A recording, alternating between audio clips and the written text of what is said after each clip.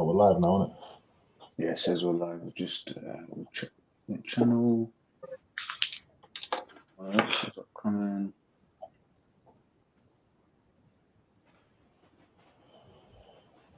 Should be up in a second.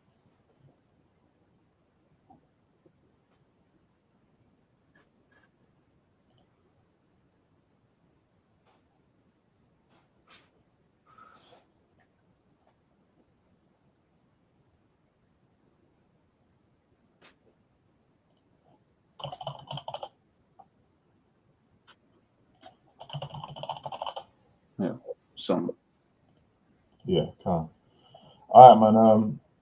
We're gonna start this lesson first and foremost by giving all praises, glory, and honor unto Yahweh, Hashem, Hashem, Yahweh Shai, Yahushua, Hashem, Hashem, Rakatash. Kodash. All praises. And double honors to the bishops, apostles, bishops, and elders of Great Musa and all well, and have taught us this truth. And shalom to the elect of Israel, the elect of Yahweh Shai, starting with 144,000. And yeah, man, we're gonna go into Revelation, the 12th chapter today, and Lord willing, it's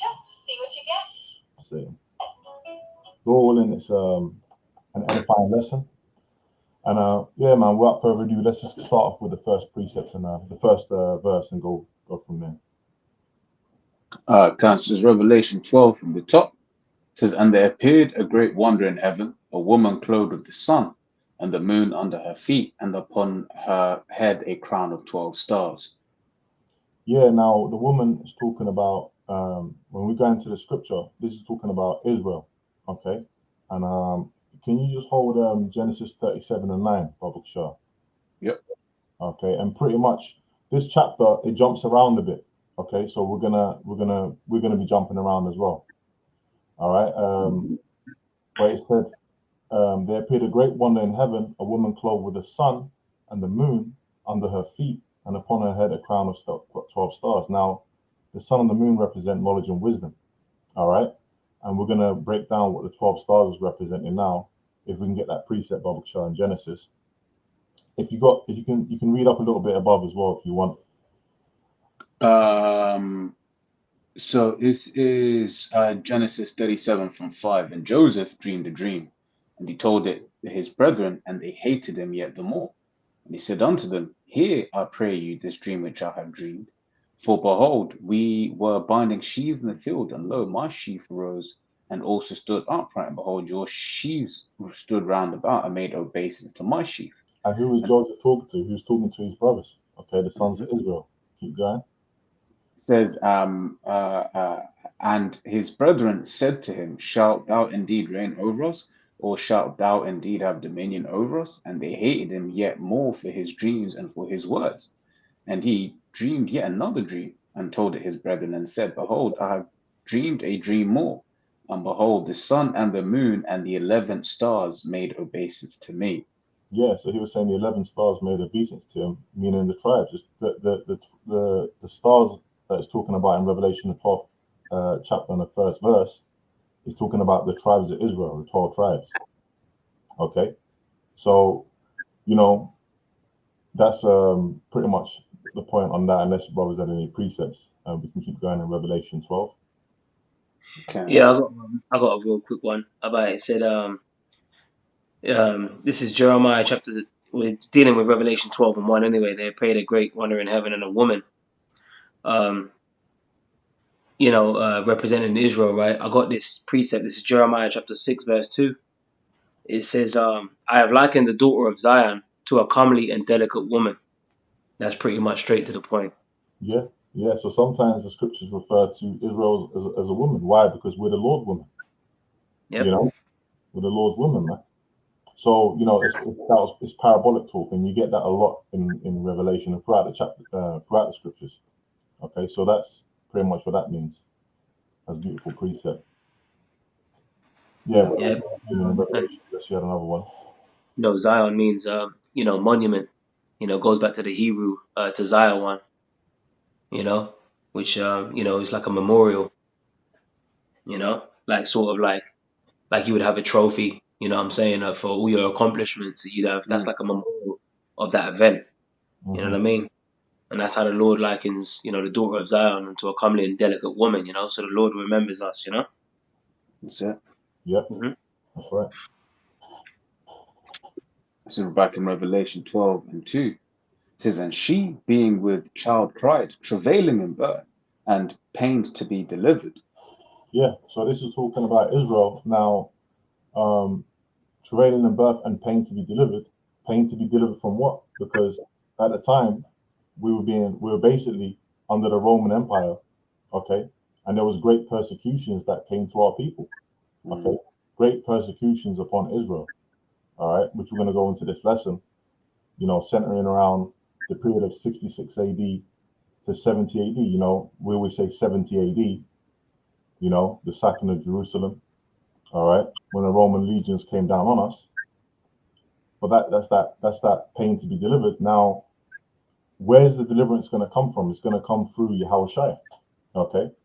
Now, could we get Isaiah the 66th chapter and the 7th verse, Baba Shah? I'm right there. Yep. Isaiah 66:7. It says, before she travailed, she brought forth.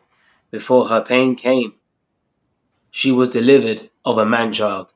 Yeah, man. So hey, the man child is talking about. So it's talking about Yahushua. The deliverance ultimately, right? Ultimately is going to come through Yahushua. Okay. Mm-hmm. But even when Yahushua was on the scene, he was warning.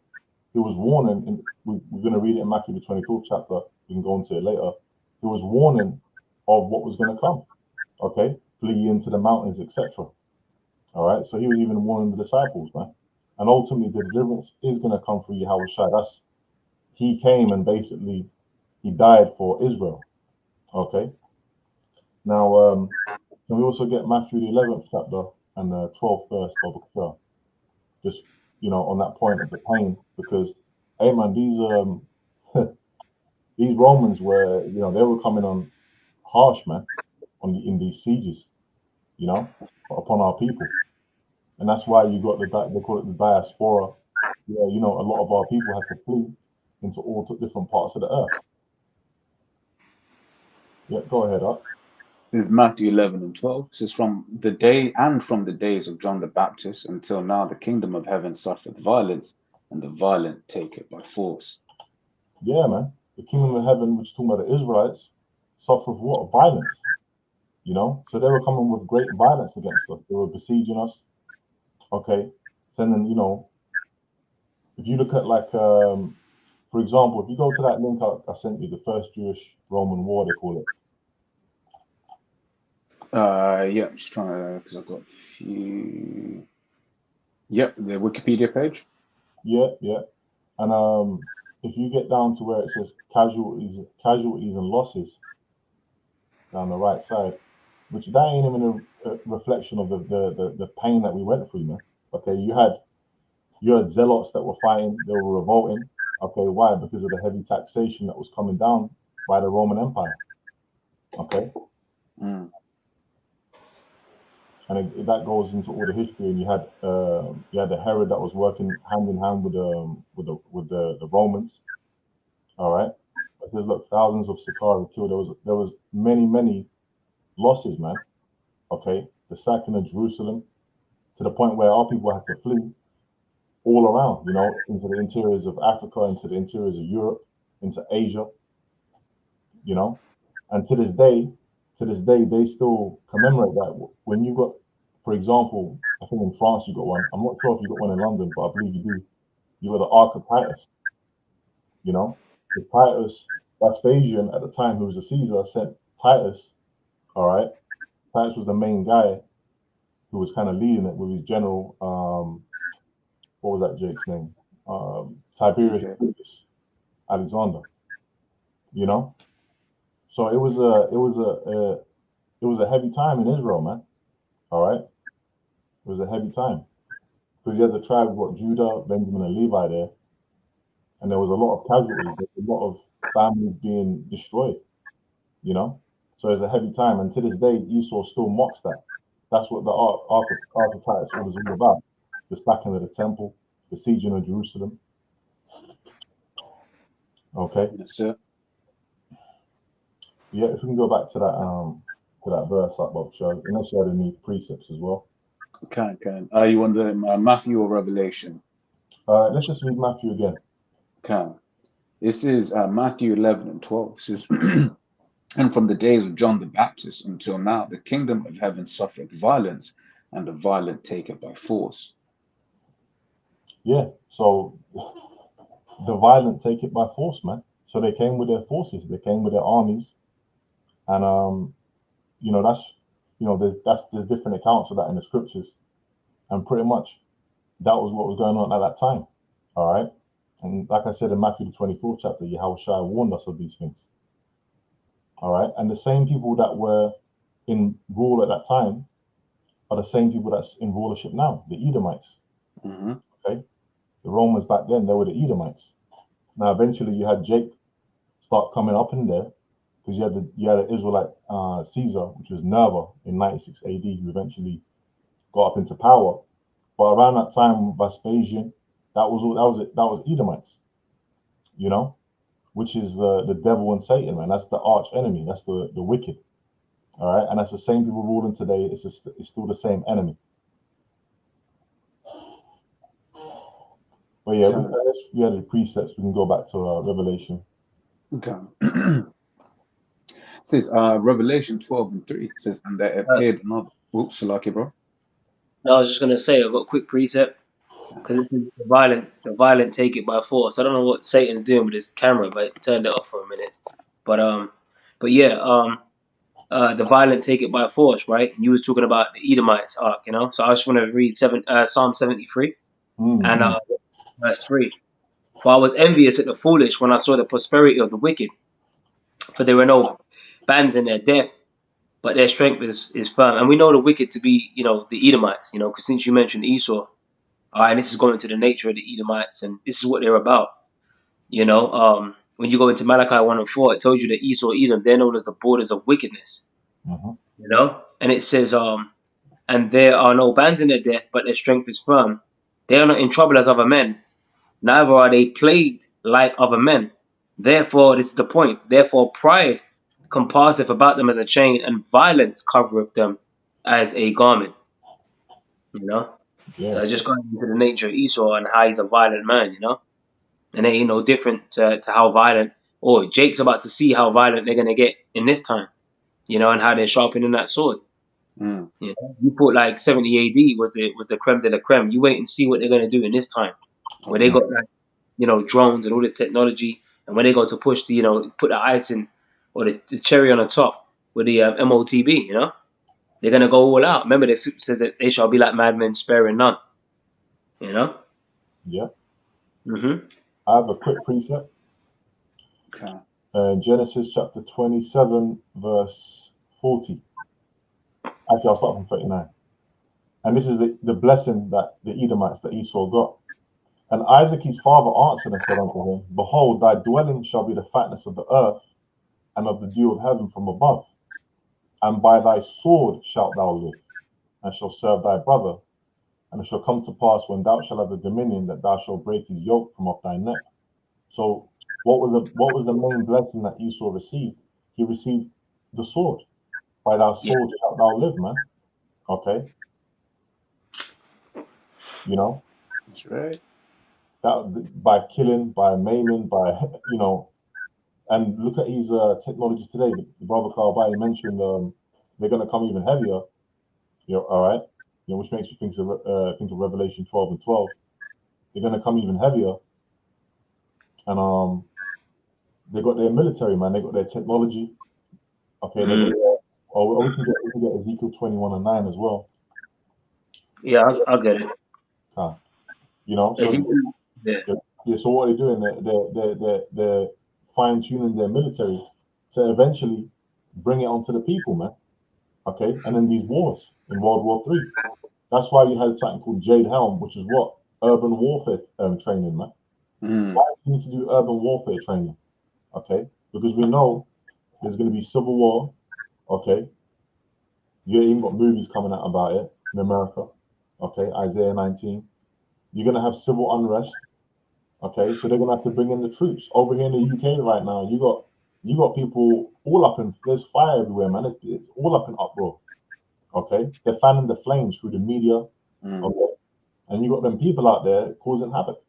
Yeah. You know, so eventually, where is all this going to lead to? Them bringing boots on the ground, troops. That's You it. know, Yeah, Go on. that's right. You wanted Ezekiel up. Yeah, Baba Shah, bro. Right, so this is Ezekiel chapter 21, verse 9. Son of man, prophesy and say, thus saith the Lord Yahweh. Say, a sword is sharpened and also furbished. It is sharpened to make a sore slaughter. It is furbished that it may glitter. Should we then make mirth? It can. It says, should we then make mirth? So it's just the time of making mirth, you know? Because that's what people are doing. That's that peace and safety spirit. People are just in mirth, man. Again, reference in Matthew 24th chapter, Yahweh Shai said it's as in the days of Noah. People were marrying and drinking and giving in marriage, okay, until the day that Noah entered into the ark, right? But meanwhile, what's Esau doing? He is preparing the sword. He's sharpening it. Why do you sharpen a sword? Like in ancient days, before he went out to war, you see in the ancient movies, they'll have their camp set up with their tents, and you might see a warrior outside, and what will he be doing? He'll have his sword, and he'll have the whetstone for it to sharpen it. He's going to go to battle, you know? Yeah. If I can go into this word here, furbish, right? It's from the Hebrew mawarat, right? Base saying obstinate, independent, peeled, scoured, polished, smooth, right? When I look at that word, polished, I've always kind of thought about, you know, when Jake say, yeah, man, you know, I'm just polishing this beat, or I'm just polishing my, you know, my free throw. What's that given the sentiment of basically perfecting something, you know? Mm-hmm. Yeah, and he's going to perfect it to the point of his own destruction, man. You know, all this technology that Esau has got has been given to him by the Most High, basically to destroy himself and to fulfill prophecy. You know, World War III, okay, and a lot of death. There's going to be a lot of death, okay, which is going to, because remember, we're going into a time like never before. It's going to be eclipsing 70 AD and all the times before that. Yes. Yo, you want me to keep reading in Ezekiel? Yeah, there's a bit more, right? Yeah. A little bit more, and then I got another precept, yeah? Come. It says, and he said, it contemneth the rod of my son as every tree, and he hath given it to be furbished, that it may be handled. This sword is sharpened, and it is furbished to give it into the hand of the slayer. Yeah, that's right. So the sword is being sharpened, man, you know, which we just went into earlier. What's part of it sharpening? The technology, the military drills. Okay, you mentioned Jade Helm, that's part of sharpening. Okay, all these different tactics that Esau's doing to basically, you know, that's that, what do they call it? The military complex? The industrial military complex. The industrial military complex, man. Oh, sorry, other way around, military industrial complex, like, yeah. Okay, fine. Yeah, man. So that, you know, that's what that's going into. Okay, and it is going to be handled. All right, it is going to be used, man. There's no, you know, they're not just stockpiling nukes for no reason. They will be shot, man, to the ends of the earth, as well, over there to the land of America. Yeah. Quick precept. Revelation chapter 6, verse 4. And there went out another horse that was red, and power was given to him that sat thereon to take peace from the earth, and that they should kill one another. And there was given unto him a great sword. You know, just to land back off, you know, the whole, the sword, you know, Esau's blessing, because you brought out that Genesis 27 arc, you know. And Esau's about, like you said, Razal Mark, he's polishing that sword, man. He's perfecting that, you know, the craft of being able to swing that sword. And that comes in, the modern day sword is a killing instrument, you know, and Esau has pretty much perfected that through his drones and his technology. The technology that was given to him, you know, that by the power that we serve and fear, Yahweh, you know, Bashim Yahushai, you know, and, you know, Esau or Edom, you know, when you go into the word Edom, it goes back to the Hebrew Adawan, which means red. So we know that this red horse, you know, is talking about Esau, and a horse represents power. So that's talking about his power structure. You know, because the scripture says that the earth has been given into the hand of the wicked, and we just proved that we quoted Malachi 1 and 4. You know, they are the borders of wickedness. So that's how we know, you know, that this man is the wicked. That, you know, he is the red horse, and he is taking peace from the earth, and it's evident to see. That's why you got all these uproars of the peoples all out, you know, throughout the world. People Yeah. are protesting cost of living. You know, they're protesting and throwing bricks through mosques and that. They, you know, they're protesting what's going on in the so-called Middle East. A lot of people are just losing the plot. But you know what comes to mind? When the righteous are in authority, the people rejoice. But when the wicked beareth rule, the people mourn. So what we're seeing is the wicked in rulership on the earth. Sorry, not to take it away from the lesson, but you know, that's how you know that the wicked is ruling and they're taking. That's an example of them taking peace from the earth. You know, because in the kingdom, when we're in rulership, Scripture says that there's going to be war no more. That's You know. right. That's right, bro. That's right. All right, bro. Let's go back to Revelation 12, bro. Sure. Times Revelation 12:3 says, and there appeared another wonder in heaven, and behold, a great red dragon, having 7 heads and 10 horns and 7 crowns upon his head. All right. Let's break that down, man. Okay. What's that talking about? All right. Let's go to let's find out what the 7 heads is. Let's go to Revelation 17, the 17th chapter and the 9th verse, bro. Sure. Yep. Revelation 17:9 says, and here is the mind which hath wisdom. The 7 heads are 7 mountains on which the woman sitteth, and there are 7 kings. 5 are fallen, and one is, and the other is not yet to come. And when he cometh, he must continue a short space. So let's deal with where it says the 7 heads of 7 mountains. Now, a mountain represents what? A government. Okay. That's why you've got the world the world leaders of today. They got like what they used to call it. They've got G7 meetings. Okay, and then what do they call it? A summit. Yeah. What do you have at the top of the mountain? You have a summit, man. Okay, so the 7 heads represent 7 Edomite, basically governments, rulerships. Okay, now the 7 rulerships are, you had the Greeks, you had the French, the Spanish. Hold on, bear with me. Help me out, Akim, man. The Spanish, the French, the Greeks, Germania Major, Germania Minor, and the British. Yeah. So when you go into the different rulerships that you had, because you started off, Esau's rulership started off with the Greeks, going back to Alexander. Okay, and then it went on to end with the British Empire, and that got transferred over to America. And then when you're reading in Revelation 17, it talks about the 8th, which is talking about America, man. And even today, now, what do you have? You got the beast system, which is what? EU and NATO. Okay, so these were empires that were set up that were going to rule. Okay. Yeah. Yep. Hey, a real quick preset, bro. Yep. First Maccabees 1 and 7, because you mentioned about the Greek. This is dealing with Alexander the Great. Yep. It says, so Alexander reigned 12 years and then died, and his servants there rule everyone in his place, which is 4 generals, you know, Lacenaeus, Cassander, Ptolemy, and Seleucus. All right, which from the Seleucid line came Antiochus Epiphanes, who was known as a wicked root, by the way. Hint, you know? And his servants bear rule everyone in his place.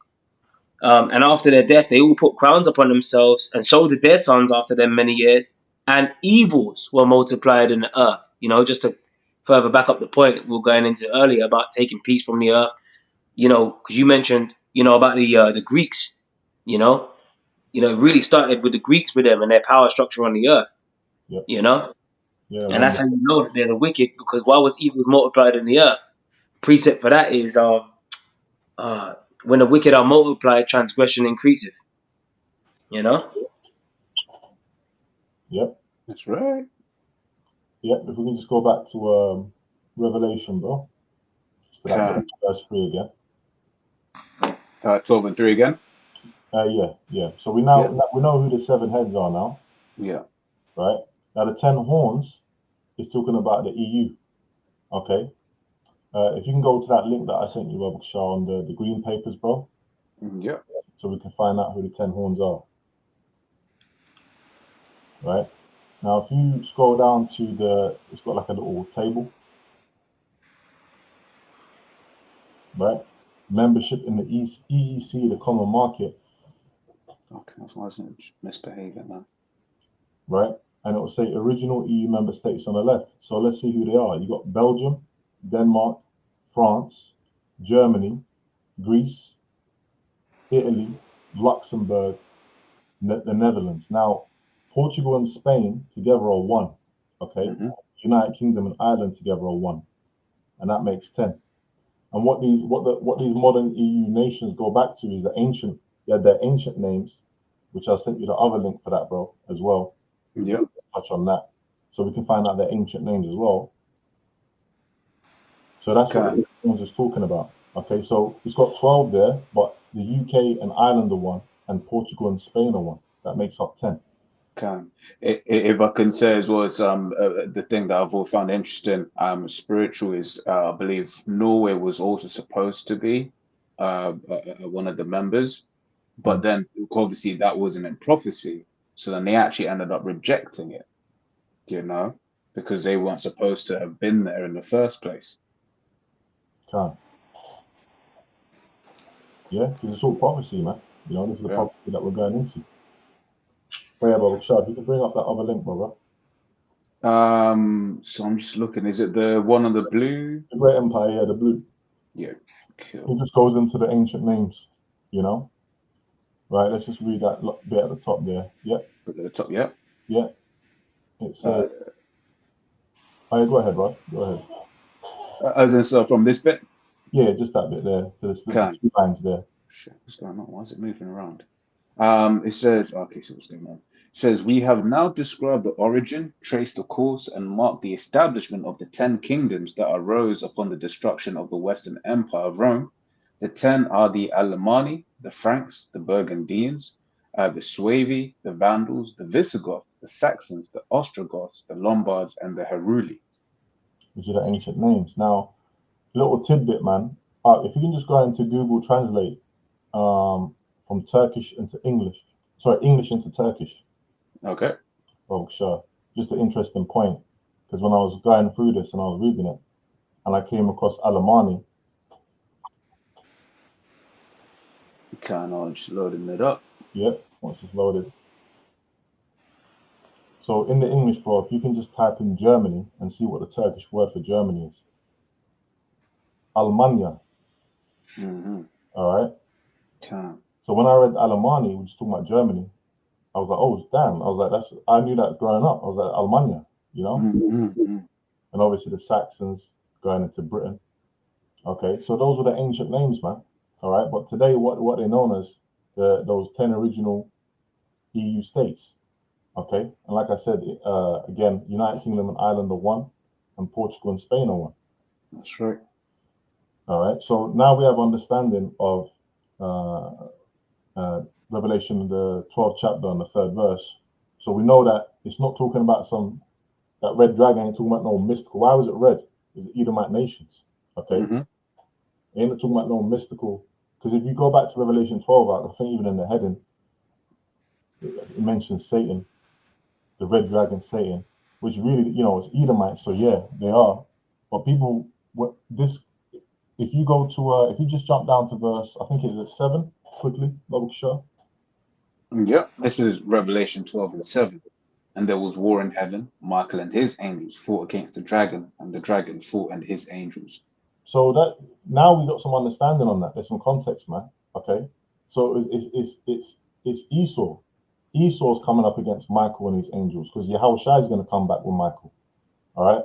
Quick precept on that is let me get that in Daniel 12th chapter, so that we know that that's talking about the end times. That's not, there was a fight between the devil and Michael the archangel, and then he fell from grace and nah, that's not what that's talking about, man.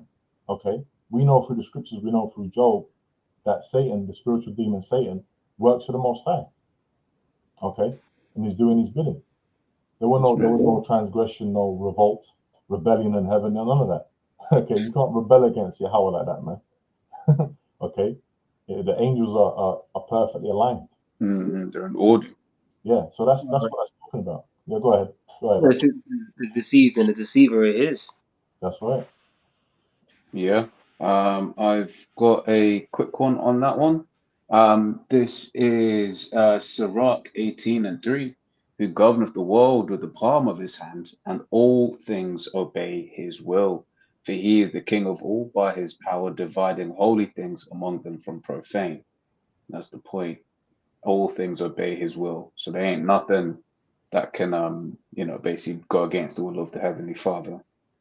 Yep. That's right, man. So now we've got a bit of understanding on that, okay? All right. Yeah, unless we've got anything, you can keep reading that unless brother has any precept. Okay. It says Revelation 12:4. It says, and his tail drew the third part of the stars of heaven. Now, the And first part of the stars of heaven is talking about Judah, Benjamin, and Levi, which predominantly was the main tribes that made up the kingdom of Judah, okay, that were there at that time. Now, obviously, you had different tribes, a scattering of different tribes amongst them. Okay, we know that through, different various scriptures. Like, for example, you had the Asherite woman that mentions in the scriptures. So you had different tribes there, but the main tribes that made up kingdom of Judah was Judah, Benjamin, and Levi. shit. Okay, so that's what it's talking about. His tail drew the third part of the stars of heaven. So they were coming up against that kingdom. They were coming up against that establishment. Okay, the Romans. Keep going on. Yep. Verse 5. And she brought forth a man-child who was to rule all nations with a rod of iron, and her child was caught up unto the Most High and to his throne. Can you keep reading forward, sure? That's let me read 4 again. It says, Revelation 12:4. It says, and his tail drew the third part of the stars of heaven, and did cast them to earth. And the dragon stood before the woman which was ready to be delivered, for to devour her child as soon as it was born. Yeah, now obviously we're going into Rome persecuting us, okay, in that time. But also I've heard the apostles go into it where it's also talking about what Herod was trying to do with Yahushua. Yeah. Okay, because as soon as Yahushua was meant to be born, Herod was trying to get him killed. That's in can we get that account up, Baba Shah? Yeah. 2 years old and under. Yeah, it says Matthew 2. Let me see where to start from.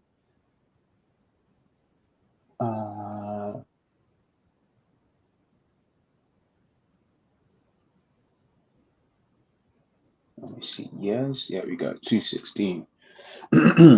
Right, it says Matthew 2:16. It says, then Herod, when he saw that he was mocked of the wise men, was exceeding wroth, and sent forth and slew all the children that were in Bethlehem and in all the coast thereof, from 2 years old and under, according to the time which he had diligently inquired of the wise men. Then was fulfilled that which was spoken by Jeremiah the prophet, saying, in Ramah was their voice heard, lamentation and weeping and great mourning, Rachel weeping for her children, and would not be comforted, because they are not. Yeah, so what was he doing, man?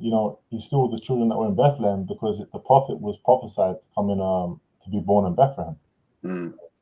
How's the scripture go? Ephratah. Let me get that quickly.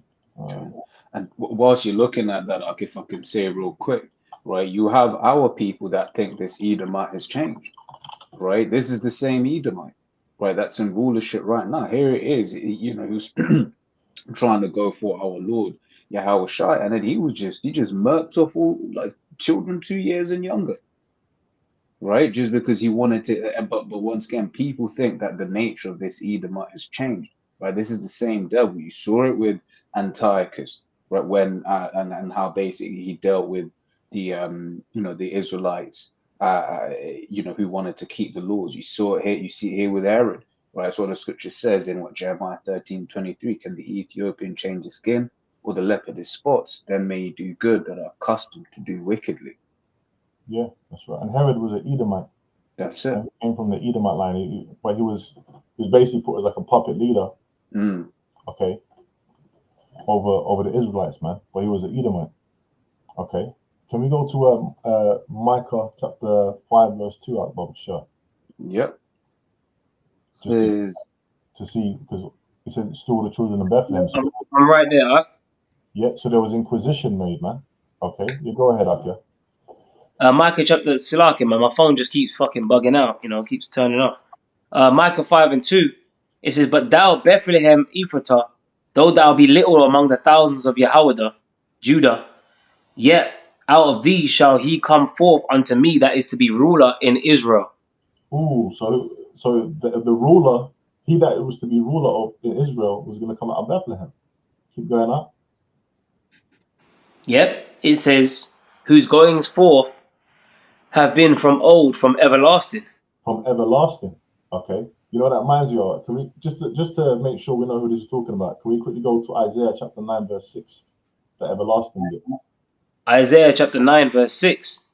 "For unto us a child is born, unto us a son is given, and the government shall be upon his shoulder, and his name shall be called Wonderful Counselor, the Mighty Power, the Everlasting Father, the Prince of Peace." That's talking about Yahushua. Okay, that's the son that is given. That's the child that was born. Okay, and through Yahushua the deliverance is going to come. Okay, but it wasn't in that time. Okay, you had the disciples back then that were saying, basically they were inquiring, when is the time? When is it? Yes. They wanted the Romans to be taken down, and Yahushua wanted that. But ultimately, what Yahushua was doing was he was following the will of the Father. Okay. He said, I can call down 12 legions of angels right now, but did he do that? No. Okay. Now the legions of angels that he is going to call and bring with him, he's going to bring that in this time, in the modern Roman Empire, Rome 2.0. Okay. So that's who that's talking about, So that was very important. So you had Herod trying to, that was part of prophecy, because if Herod had to do that to fulfill the prophecy about Rachel weeping. So it's all a fulfillment of prophecy. See, what a lot of people don't understand is everything Yahushua was doing was all about fulfilling prophecy. That's the Father's will. It was a walking, talking, prophecy fulfilling machine. Hey, yeah, that's right, bro. And if I could just say this, it spoke about in Revelation 12 and 4 about the woman which was ready to be delivered. Now, before a woman delivers a child, she goes through that travail. She goes through them contraction, them labor pains and that. And that's pretty much likened onto the hell that we're going through now. And when that child is delivered, that's basically the consolation, which Yahushua is the consolation. Because ultimately Yahushua is going to bring us that peace. One of his titles of Yahushua, we just read it in Isaiah, is the Prince of Peace. That's right. That's how you know that Esau is not, hold on a minute, this ain't the kingdom, because hold on a minute, there's nothing but peace taken from the earth. Yahushua is coming to bring peace to the earth. That's why we mentioned earlier that there's going to be war no more. So that's a perfect precept because it lines up. Now I got a quick precept in Luke the 2nd chapter, and verse 25, and this is dealing with Simeon. If you know about the name Simeon, it's like a nomen omen. It goes back to herd or affliction herd. When you had Leah, she was granted another son, and she said, "Oh, the Lord have heard me." You know what I mean? Shammai one in the Hebrew. And so she called her son Simeon. So this man, it says Luke chapter 2 verse 25. It says, "And behold," so this is a nomen omen. "There was a man in Jerusalem whose name was Simeon, and the same man was just and devout, waiting for the consolation of Israel." Right? That's that ruler, him to be the governor in Israel, right? The consolation of Israel, and the Holy Spirit was upon him. And it was revealed unto him by the Holy Spirit that he should not see death before he had seen the Lord Yahushua HaMashiach, letting you know what the consolation of Israel is. Now, when you go into the word consolation, I was going to say, yeah. Yeah, you're going to go, yeah, it's the spirit. Right? The word consolation in the Greek is paraklesis. And it says a calling near, a summons, It says for help. You know. So hold on a minute. To be consoled, that's like comfort. Mm. Like help, right? Yeah. It says supplication, entreaty, exhortation, and admonition and encouragement. And what does Acts 14 and 22 say? Confirming the souls of the disciples and exhorting them to continue in the faith, and that we through much tribulation, right, them labor pains, Mm. you know, enter into the kingdom. And that's that consolation, which Yahweh Shai is going to give us that help, That's right. Yeah. Because the next one's is like consolation and comfort, right? And then it goes in the next bit there. It says they say messianic salvation. Messiah, they call Yahushua the consoler, the comforter, right? And that's that word. It's beautiful. Yeah, and you had a character that was calling himself the Comforter. Oh, He's in the man. spirit world now, comfy. But the true Comforter is Yahweh Shai. Mm-hmm. That's when the scriptures talk about the Comforter. That's what he was talking about. Right. Yep. Hey, real quick, I got a precept, Ark, if I may. Yeah, go ahead, Up. Just going back to Isaiah 66, and we read verse 7, but there's more. In verse 8 on down, it says, in fact, let me start back in verse 7 again. It says, before she travailed, she brought forth. Before her pain came, she was delivered of a man-child. So just going back, delivered of that man-child is talking about Yahweh Shai, man. Who have heard such a thing, who have seen such things? Shall the earth be made to bring forth in one day, or shall a nation be born at once? And the answer is no. For as soon as Zion travailed, she brought forth her children, right? Which ultimately, Yahweh Shai is going to restore peace to the children of Israel. It says, shall I bring to the birth and not cause to bring forth, saith the Lord Yahweh?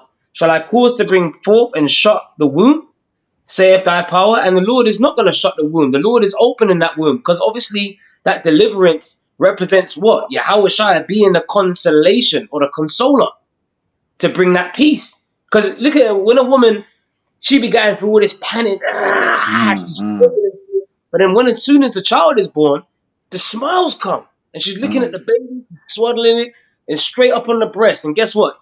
Nothing but milk. And that reminds me of what? A land flowing with milk and honey, baby. And that's what we going back to, being suckled off that breast. Okay, and it starts with an understanding of the word. The kingdom is being built now. The kingdom is within us, right? So it says, verse 10, rejoice ye with Jerusalem, and be glad with her, all ye that love her. Rejoice for joy with her, all ye that mourn for her. And we're going through that state of mourning right now. The scriptures speak about the sighing and the crying for all the abominations that are done in the midst thereof.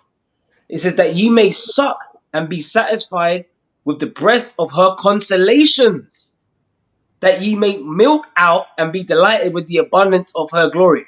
And how do we get that? Through this word, the comforter, And ultimately, Yahweh Shai is the word. And the word is likened unto what? Milk. Right? The scriptures speak about desiring the sincere milk of the word that ye may grow thereby, which the word is Yahweh Shai. He is our consoler. So we're longing for the deliverance, It says, for thus saith the Lord Yahweh, Ba'ashem Yahweh Shai, behold, I will extend peace unto her like a river, and the glory of the Gentiles, the Israelite foreigners, like a flowing stream. Then shall ye suck, and ye shall be borne upon her sides, and be dandled upon her knees. Because we're gonna be spoilt, man. Like the scriptures speak about, like out of the Lord's right hand are pleasures forevermore. But that's when the consolation, Yahweh Shai, right, comes and delivers us. So I just wanted to go into that point as well, Yeah, beautiful, bro. Beautiful. And that's what's coming, man. That's that joy.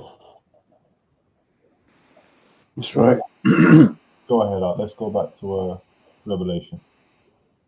Right. So this is Revelation 12. I believe we finished 4, so we'll go to 5. Says, and she brought forth a man-child, who was to rule all nations with a rod of iron, and their child was caught up unto the Most High and to his throne. Yeah, a quick precept on that. Psalms, the second chapter. You could just get that. Right? Because basically when Yahushua, he said what he's going to rule the nations, to rule all nations with a rod of iron. Okay? That's part of that joy too. Okay? That's part of what we're going to get too, man. Because we're going to have slaves in the kingdom. You know? We're going to be ruling in the kingdom. Okay? Just going to quickly read this in Psalms 2. This is Psalm chapter 2, verse 7. I will declare the decree the Lord hath said unto me, Thou art my son, this day have I begotten thee. Ask of me, and I shall give thee the heathen for thine inheritance, and the uttermost parts of the earth for thy possession. That's that blessing, right? It's talking about Yahushua. Thou shalt break them with a rod of iron, thou shalt dash them in pieces like a potter's vessel. So we're going to be putting everything into order, and basically all the stuff that all the heathen that come up against us. Okay, number one, starting with Esau, that have come up against us and put our people into slavery, come up against our people with a sword. Well, the scriptures tell us what happens with that, man. He that leadeth into captivity shall what? Go into captivity. Sure. You know, he that killeth with the sword must be killed with the sword. Here is the patience of who? The saints. Okay? And the saints are the Israelites. Psalms, the 50th chapter, the 5th verse. Okay? So yeah, man, hey, Yahushua, that represents deliverance, man. We want to be taken, we want to be taken out of this place. Okay? And before we do, it's going to get hectic out here. Jacob's trouble is going to get crazy. You know? Esau's going to really start showing them horns. You know? He's going to get even more and more draconian with it, meaning what? Severe. Okay? And you can see that in his legislation. You can see that in the things that he's pushing in the society.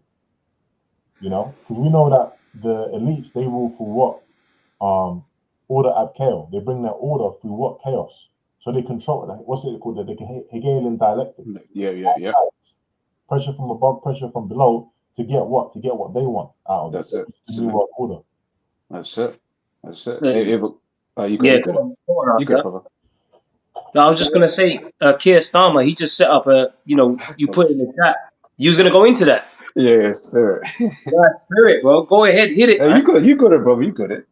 No, but it's just, that's that order of KO, because it kind of sparked me off, when I see that, because he just did a live stream, like he just addressing the public and that, and he's talking about, the response to the stabbing of that 17-year-old. He stabbed up youths and that over there in Merseyside and that, and in response to that, what you having? You had the EDL that took to the streets, and before this stabbing even took place, the EDL were out there in central London marching and that.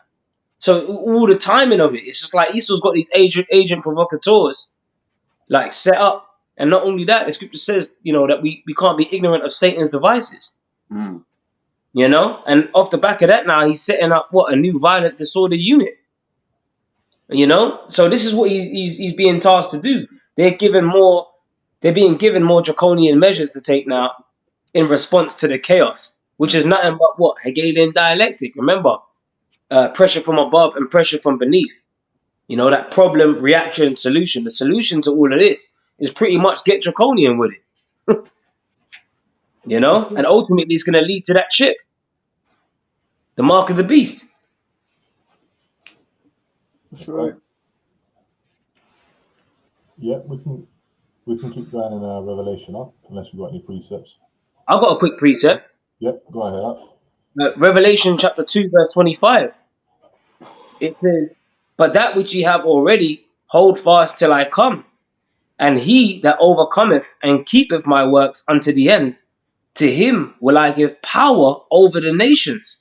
Like you said, that's a part of it too, to have power, over the nations. Right. And to keep that which, that which you have already, hold fast till I come. What are we holding fast? This truth, this knowledge. The scripture says, he that endureth unto the end, the same shall be saved. It says, and he shall rule them, this is the point, and he shall rule them with a rod of iron. As the vessels of a potter shall they be broken to shivers, even as I received of my Father. All right, and that ties into that Revelation, the 12th chapter and the 5th verse. And she brought forth a man child who was to rule the nations with a rod of iron, letting you know, and that's Yahweh Shai's words. You see, it's written in red. Yeah.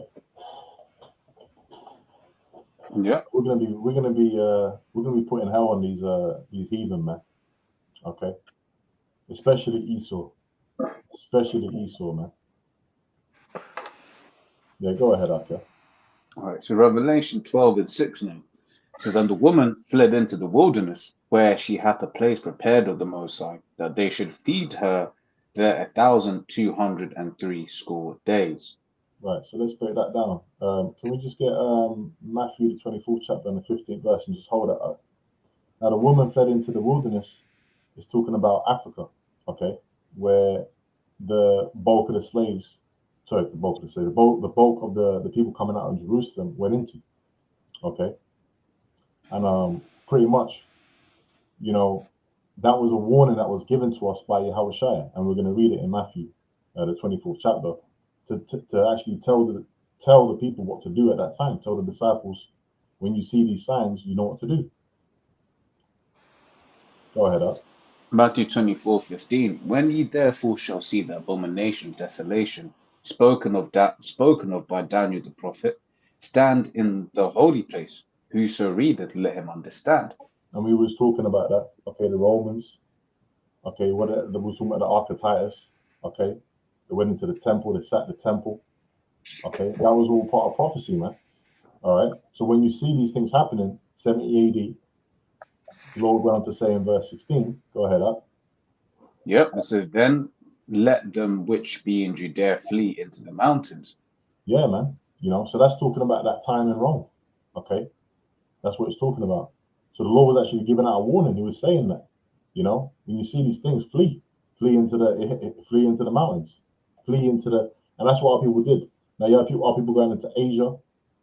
In fact, can you get that image we had on Descartes of they call it the diaspora, the scattering? Okay, and that shows you an example of how we were fleeing. Okay, there was some fleeing into Asia, some fleeing towards Europe. Okay, but the bulk was fleeing into what? Into Africa, because we had a lot of settlements there. Okay, like you hear the Alexandrian Jews, and then further on as time went on, okay, we fled more and more into deeper into those lands, man. That's right.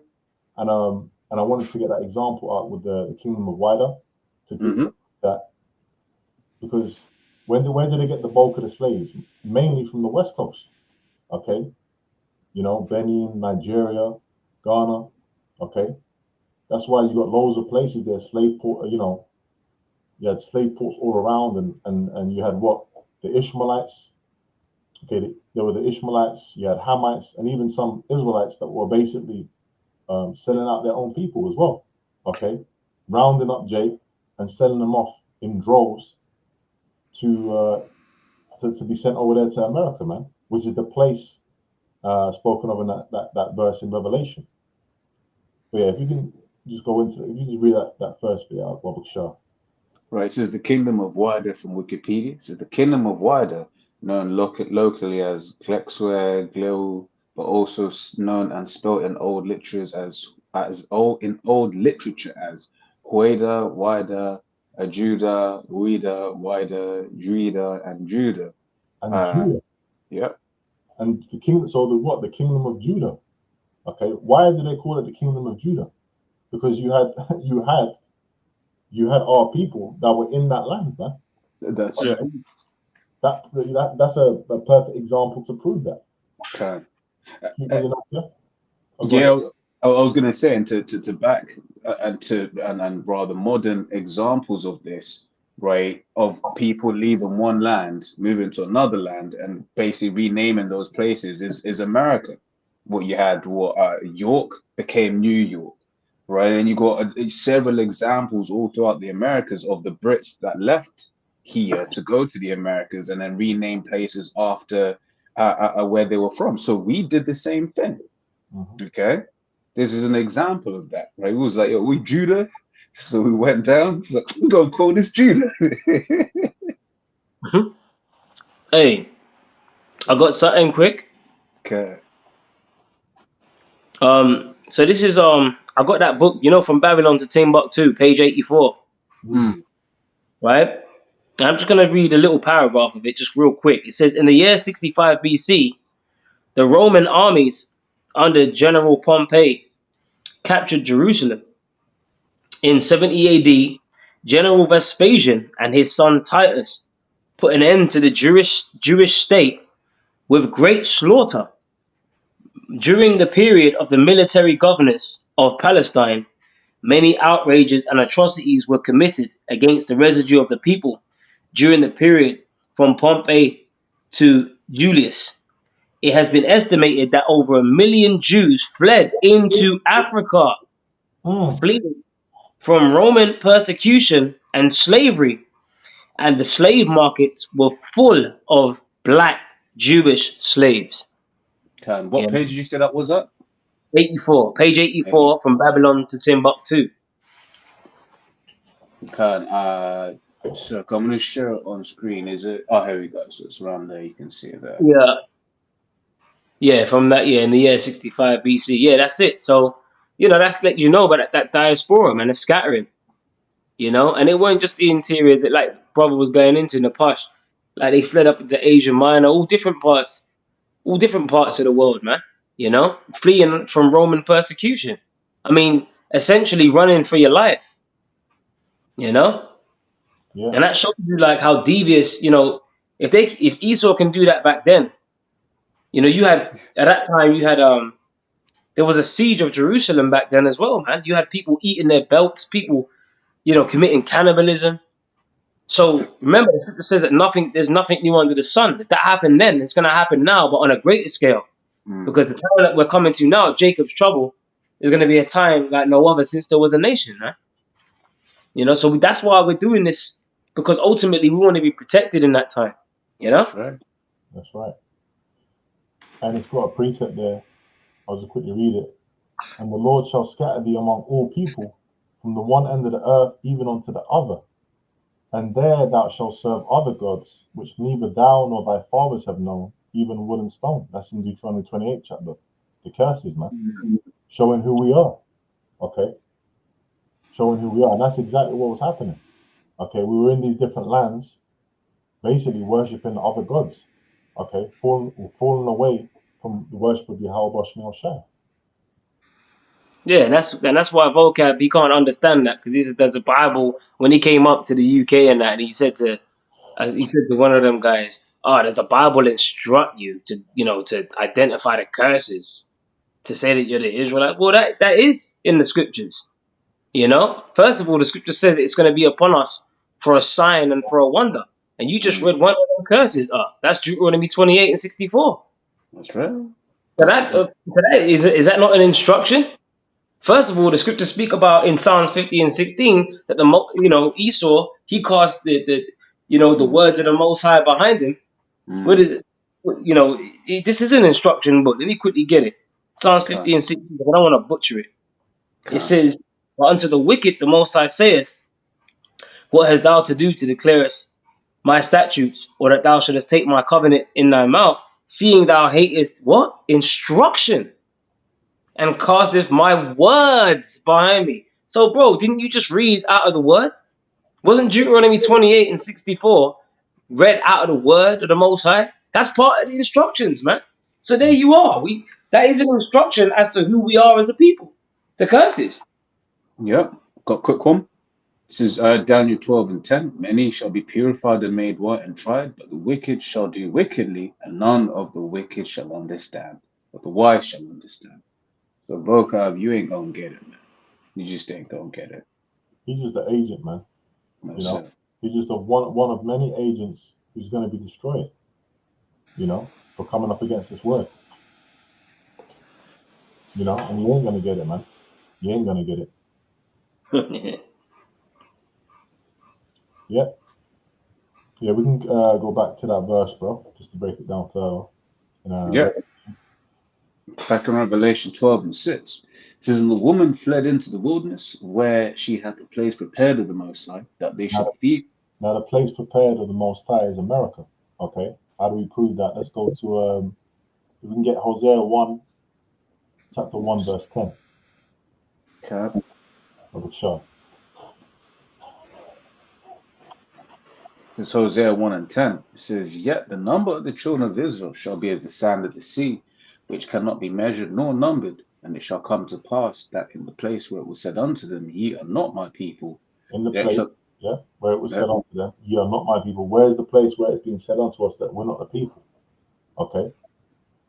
America, America's where this truth came from. Okay. Like the brother was just saying, because what's vocab? Vocab's whole MO is to say basically, they're not the Jews. Nah, it's just lies. Black Hebrew, black Hebrew Israelites. You don't. He's just he's an enemy. He's just an agent. Okay, that line is where we're getting told you're not. Nah, you ain't the people. We're telling people now we're the Israelites. Okay, you so-called Negroes, you're the Judites. Okay, you so-called Haitians, you're the Levites. Okay, you so-called West Indians, you're the Benjamites. We're telling our people. Okay, you so-called Puerto Ricans, you're the Ephraimites. You so-called Native American Indians, you're the Gadites.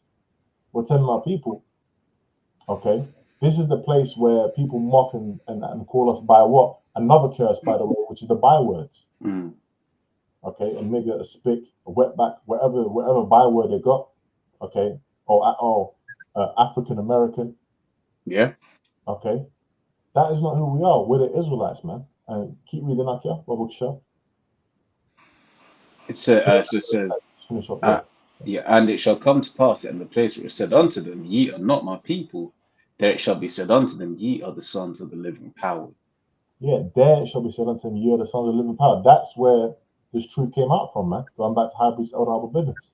That's where we're coming back onto who we are through the spirit and power of Yahweh Shemiel Shai. So that place is talking about America. Verse 11 as well, Bob Shah. It says, then shall the children of Judah and the children of Israel be gathered together. It says, so that's happening now.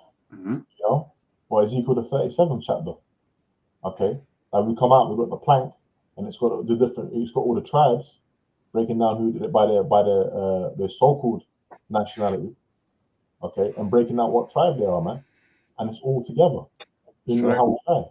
You get this is the great gathering. Keep going up here. Yep, it says, and appoint themselves one head, and they shall come up out of the land, for great shall be the day of Jezreel. Yeah, man, the deliverance, the deliverance, Yahweh Shai. Okay. Yeah. And Jezreel goes back to what? The seed. So, according to the seed, where did you get the seed from? From the man. So, you know what I'm saying? With Numbers 1 and 18 should come to mind. It's all about the crown jewels, man. The chosen line. Exactly, that lineage. You know what I'm saying? You can't get no other nations swinging up into this. That's not how it goes, man. So who's the Lord really dealing with? Right? The word Jezreel goes back to Yazarayala, man. All right? He seed of the power. So that run that fucking home, man. You know what I'm saying? Like you're just gonna get some Moabite with some slanty eyes, pop an Israelite woman, all of a sudden the Israelite pops out. That don't fucking happen, man. Because that seed is of Moabite stock, nigga. Even onto the 10th generation. Yeah, that's right. That's right. Now, if you have an Israelite man go and have sex with a Moabite woman, okay, you're gonna have an Israelite seed come out, man. That's it. It's in our lineage. It's with Yahushua's lineage, right? We always, the apostles always mention, we use Bruce Lee as an example. Bruce Lee's he's a J. Oh, sorry. But you look at him as a so-called Moabite, okay? All that flair, all that pizzazz, the what even you got like the UFC and mixed martial arts. A lot of that was inspired by a lot of things that Bruce Lee was bringing up, man. You had Jake up in the cinemas and the theaters watching him. Why were they so drawn to him? Okay, if you're just a heathen. Yeah. You know, even to this day, people still quote his philosophical words, man. You know, it was a Jake, man. That's right. Real quick, just on that point, it says Matthew 1 and 5, and Salmon begat Boaz of Rechab, and Boaz begat Obed of Ruth, and Obed begat Jesse. Right, this is the lineage of Yahushua, man. And I would call it Ruth was a Moabitess. Right? So it don't matter what the woman is, it's just a woman, man. That's right. That's Yeah, right. she's That's just why, a man. incubator, man. And that's it. That's right. And that's like that. Our apostles always tell us, man. You know, I believe it was King Marshall, if I'm not mistaken. He was saying we don't need the black woman, man. You know, we don't need it. No, we don't. We don't. We can bring back the nation. That's it. You know, we like weaveless women, man. That's it. How about that? We like women we like women that don't need wigs and weave. That's right. you got sisters out there that are, you know, they're trying to be home. You know, they're trying, but the majority of these women, Eve, hey, man, forget it, man. Just forget it. Just the influence alone on these other women. You might meet a woman, you find out her friends are Eve. Her friends are Eve. Yeah. Man, she's all messed up, man. Yeah. Even more messed up. Because she's all up in the air. You know he can't talk to you like that. You know? That's nah. You know, all of that shit, man. That's it. All that shit, man. It's annoying, bro. Yeah, let's go back up, yeah. Okay. This is back in Revelation 12 and 6 says, and the woman fled into the wilderness, where she had the place prepared of the Most High, that they should feed her there 1,203 days. Yeah. So it said what 1,203 days. It was 1,260. Can you open up a calculator app, Robert Shaw? Yeah. You got a calculator app on What's the calculation? Just do 1,260, and then let's divide that by 12. I believe that's 12. Yeah. No, hold on, I did it wrong. Basically, 1,260 days. How many months does that make up? That's what I'm trying to figure out. Right. How many months is 126 days? Yeah, if you just type in how many months is 126 days on Google. Yeah, 42. All right. And 42 months is 3.5 years, man. Okay, which represents 350 years. Talking about what? From 1619 all the way up until 1969. Okay. Now, you had slavery before 1619, but the bulk of the slaves came in. The bulk of our people came in 1619. Plymouth Rock, all of that. Okay. And when you calculate 350 years going on from that, around 1969, that's when High Priest Elder Albert Bivens, who's Elijah, by the way, okay, was on the scene as prophesied, man. Malachi, the 4th chapter. You know, he was teaching this word. All right. So that was a time of us awakening and coming back onto who we are. And there was a lot of events that were happening at that time. Like you had the Apollo missions. Okay. And that reminds me of Obadiah, the 1st chapter. You know, you had the Apollo missions where they were so-called going to the moon, which they never went to the moon. Okay. But everyone was glued to the TVs. It was a big event. Everyone was watching it, you know. And that's part of the downfall of Esau. Okay. So Esau's going down and Israel going up. You know, because why? Because we're coming back onto who we are with the knowledge, wisdom, understanding taught to by our teachers, man. Okay. And that's why you had men that were set up by High Priest Albert Bivens on down to today. Yeah, I've got a quick tip. Go ahead, Al. Malachi chapter 4 verse 5. Behold, I will send you Elijah the prophet before the coming of the great and dreadful day of the Lord. And he shall turn the heart of the fathers to the children, and the heart of the children to their fathers, lest I come and smite the earth with a curse. You know, and we believe through the Spirit that is High Priest, you know, Elder Rabbi Abba Bivens. You know? which lines up perfectly with that 350 years.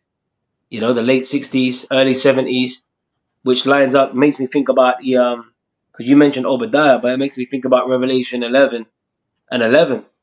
You know, which it says, and after 3 days and a half, there's that 350 years, Mhm.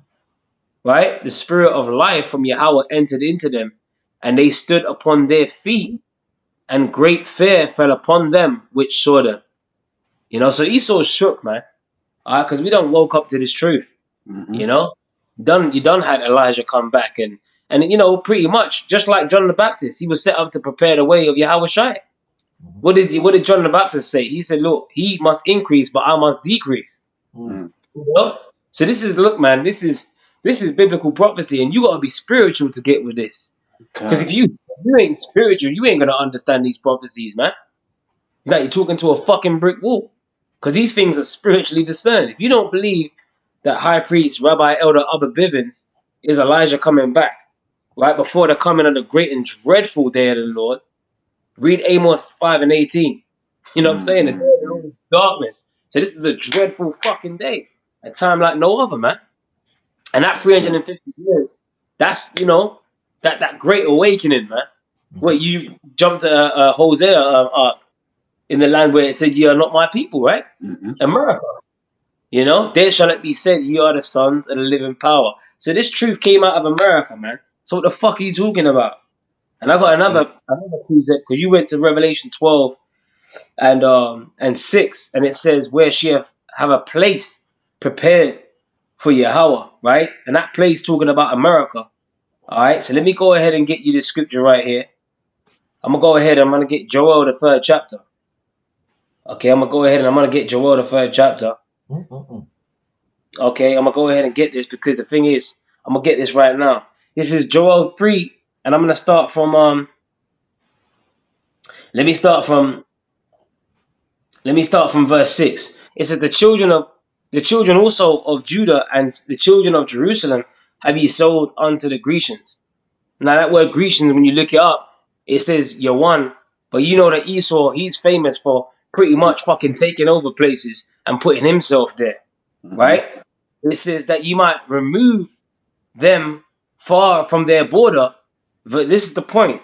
Behold, I will raise them out of the place Mm. whither you have sold them, and I will recompense upon your own head. And what does the scripture say in First Thessalonians 1 and 6? You know, surely it is a righteous thing with the Most High to recompense tribulation to them that trouble you. I believe is it First or Second Thessalonians? It might be Let's have First, it might be Thessalonians 1 and 6. Second Thessalonians 1 and 6. Yeah, seeing it is a righteous thing with Yahweh to recompense tribulation to them that trouble you. So that payback is a bitch, man. Mm. Okay? Because that's what recompense means. It means to pay back. Mm. Okay? So that's what it is. You know? So that Joel, the 3rd chapter, goes into that place.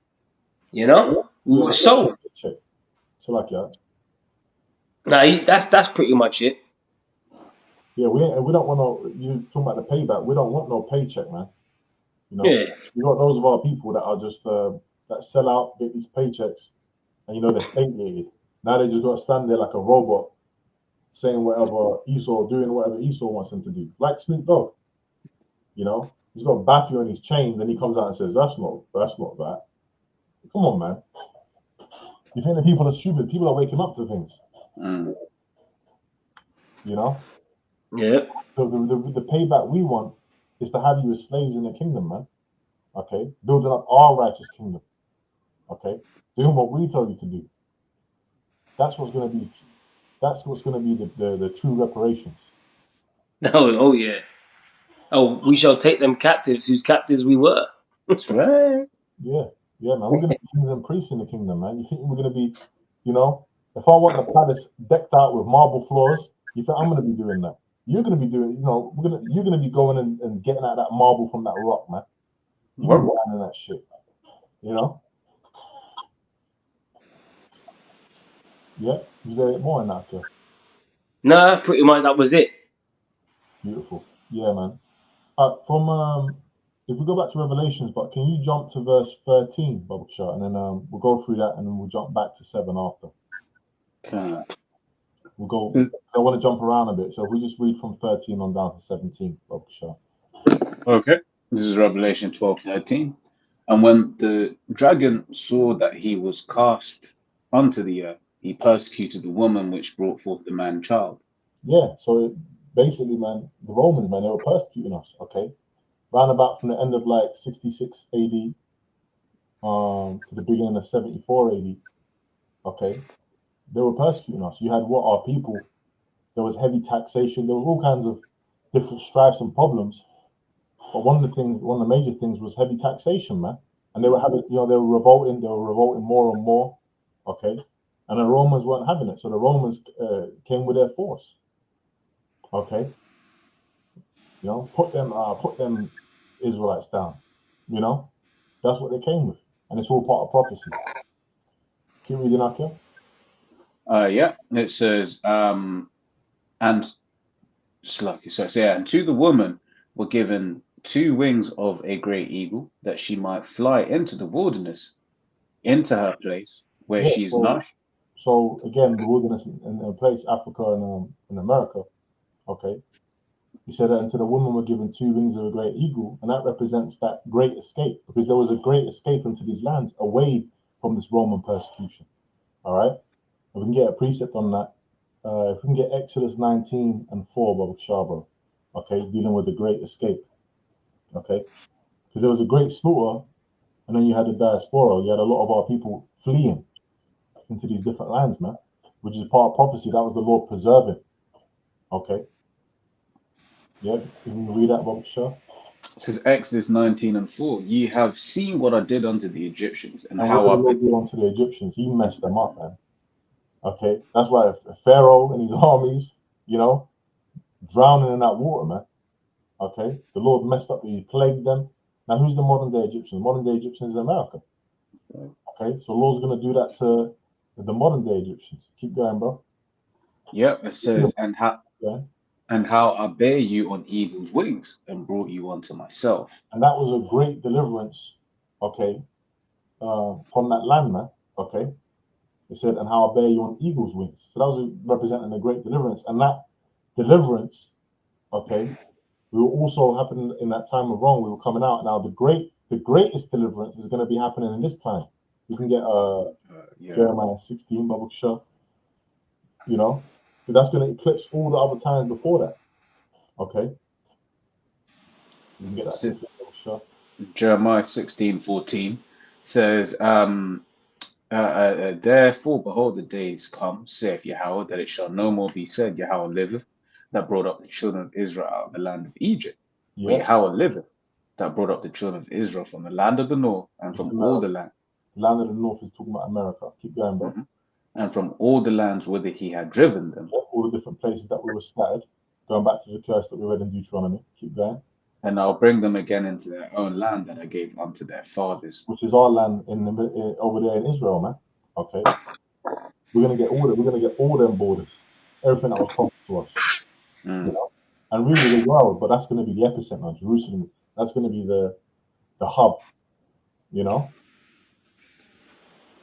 And we're gonna be ruling over the planet, man.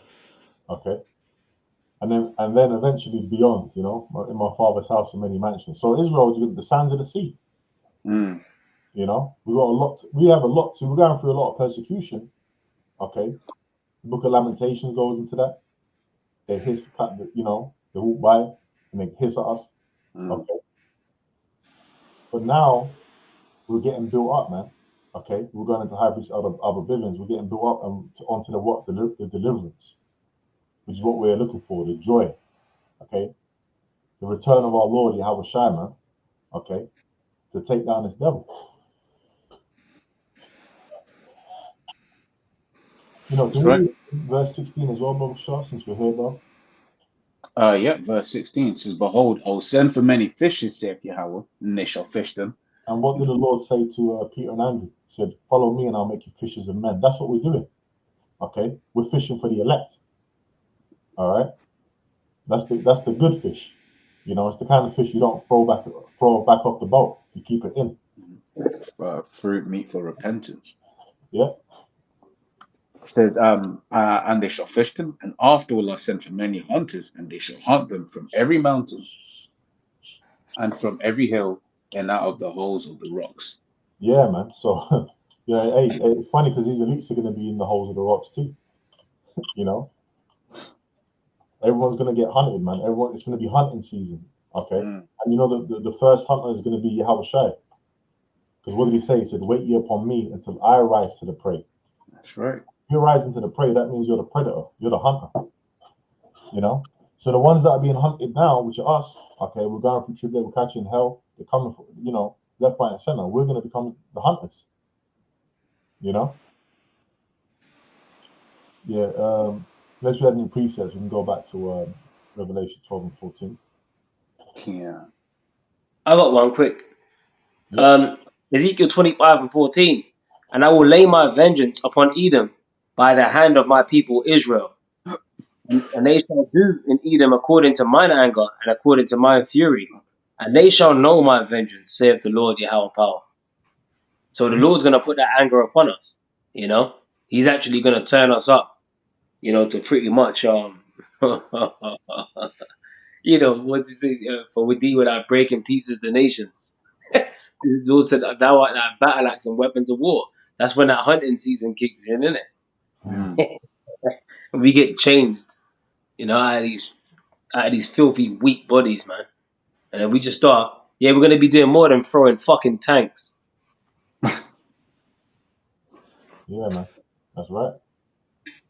That's when we get into that. Oh, yeah, inside joke, man. Yeah, go ahead. Go ahead. Back in Revelation 12:14, it says, and to the woman were given 2 wings of a great eagle, that she might fly into the wilderness, into her place, where she is nourished for a time and times and half a time Yeah, from the time face and of the times and serpent. half the time is the same thing. The 3.5 years is talking about the same prophecy that we read earlier. You know, a time and times and half a time. You know, keep going up here. Yeah, it says from the face of the serpent.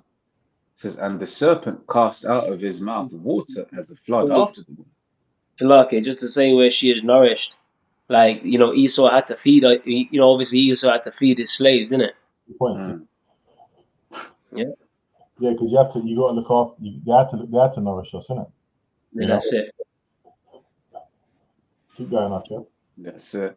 It says, and the serpent cast out of his mouth water as flood after the woman, that he might cause her to be carried away of the flood. Yeah, man. They came against us like a flood. Okay. If we can we get Psalms 124 up, Bob? Sure. Okay. Right. And just, you know, just with on the point about feeding the slaves, like, when you watch, like, that movie, what, Goodbye Uncle Tom, they fed, like, you saw how they fed Jake, man. Mm. You know what I mean? It was like, man, it was just like they put it in a trough and then they were just like fucking throwing their babies in it, man, and stuffing the food in their babies' mouth, stuffing it in their mouth. You know, you had Jake getting force fed, their teeth were getting knocked out and shit. You know, so you had teeth, blood, and food getting shoved down Jake's throat, man. So, you know, Esau's gonna have to pay for all of this. So how do you think you're getting fed in the kingdom, boy? Yeah, I called you boy. You That's know? right. That's right. Man, you see what I'm Right. saying? It's thine heart shall meditate terror, man. We ain't even gonna be you ain't gonna be looking at, you know, or observing what you know, you might have a little graph, you know, you fucking MI5 agents and all you might have the little graphs on the wall like, yeah, this is this guy and this is you ain't just gonna be you're gonna be looking at some souped up motherfuckers, man. You're gonna That's be right. looking up some souped up Israelites with spiritual power, man. You ain't That's gonna be right. able to fucking shackle us no more. You ain't gonna be able to oppress us no more. The scripture says we're Yep. gonna be like one with dream. The fuck you Yep. gonna do, man? But what can we do with you? You know? That's what you gotta be worried about. Yeah. Yep. Just real quick, So why because did great fear fell upon them? mm, You read Yeah. it. You read it earlier. Why did great fear fall upon them? Because they rule by deception, man. Everyone's confused because you don't want them to. If people, you know, they don't want people to know they're the Edomites. There will be anything under the sun but the Edomites, man. That's it. You know, but they know, the elites know, and they know who we are, and that frightens them. Yeah, it's funny. That's why they don't do documentaries on the Edomites. Mm. Yeah, They don't do you got all documentaries on it. They don't do a film on it.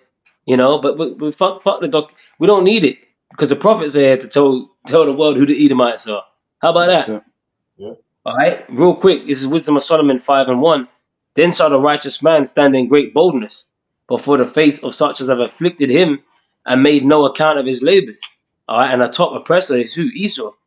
You know, made no account of our labors. You know, having us working out in them fields from sun up to sundown, whipping the shit out of us. It says, when they see it, they shall be troubled with terrible fear.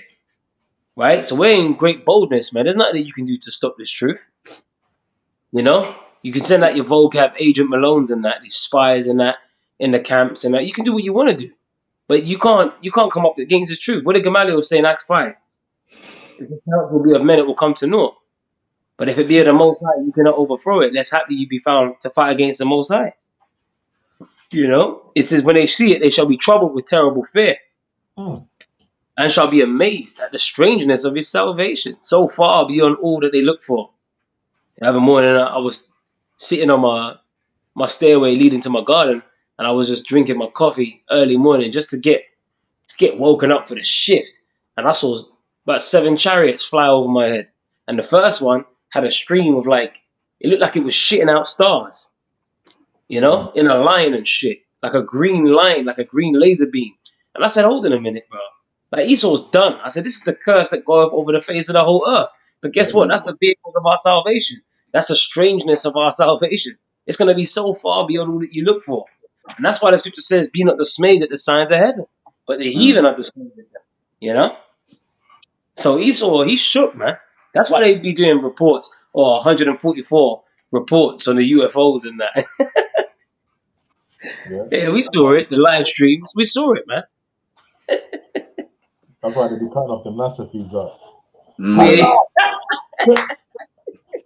You know, and that's why you want them channels. You know, you always got them channels, them chariot watching channels. You know, where they'll be like, and then NASA cut it off. You see that? You see that back there?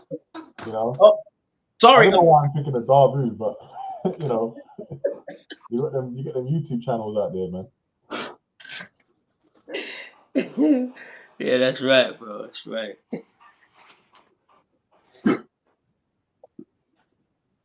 Yeah, any more now, Akil?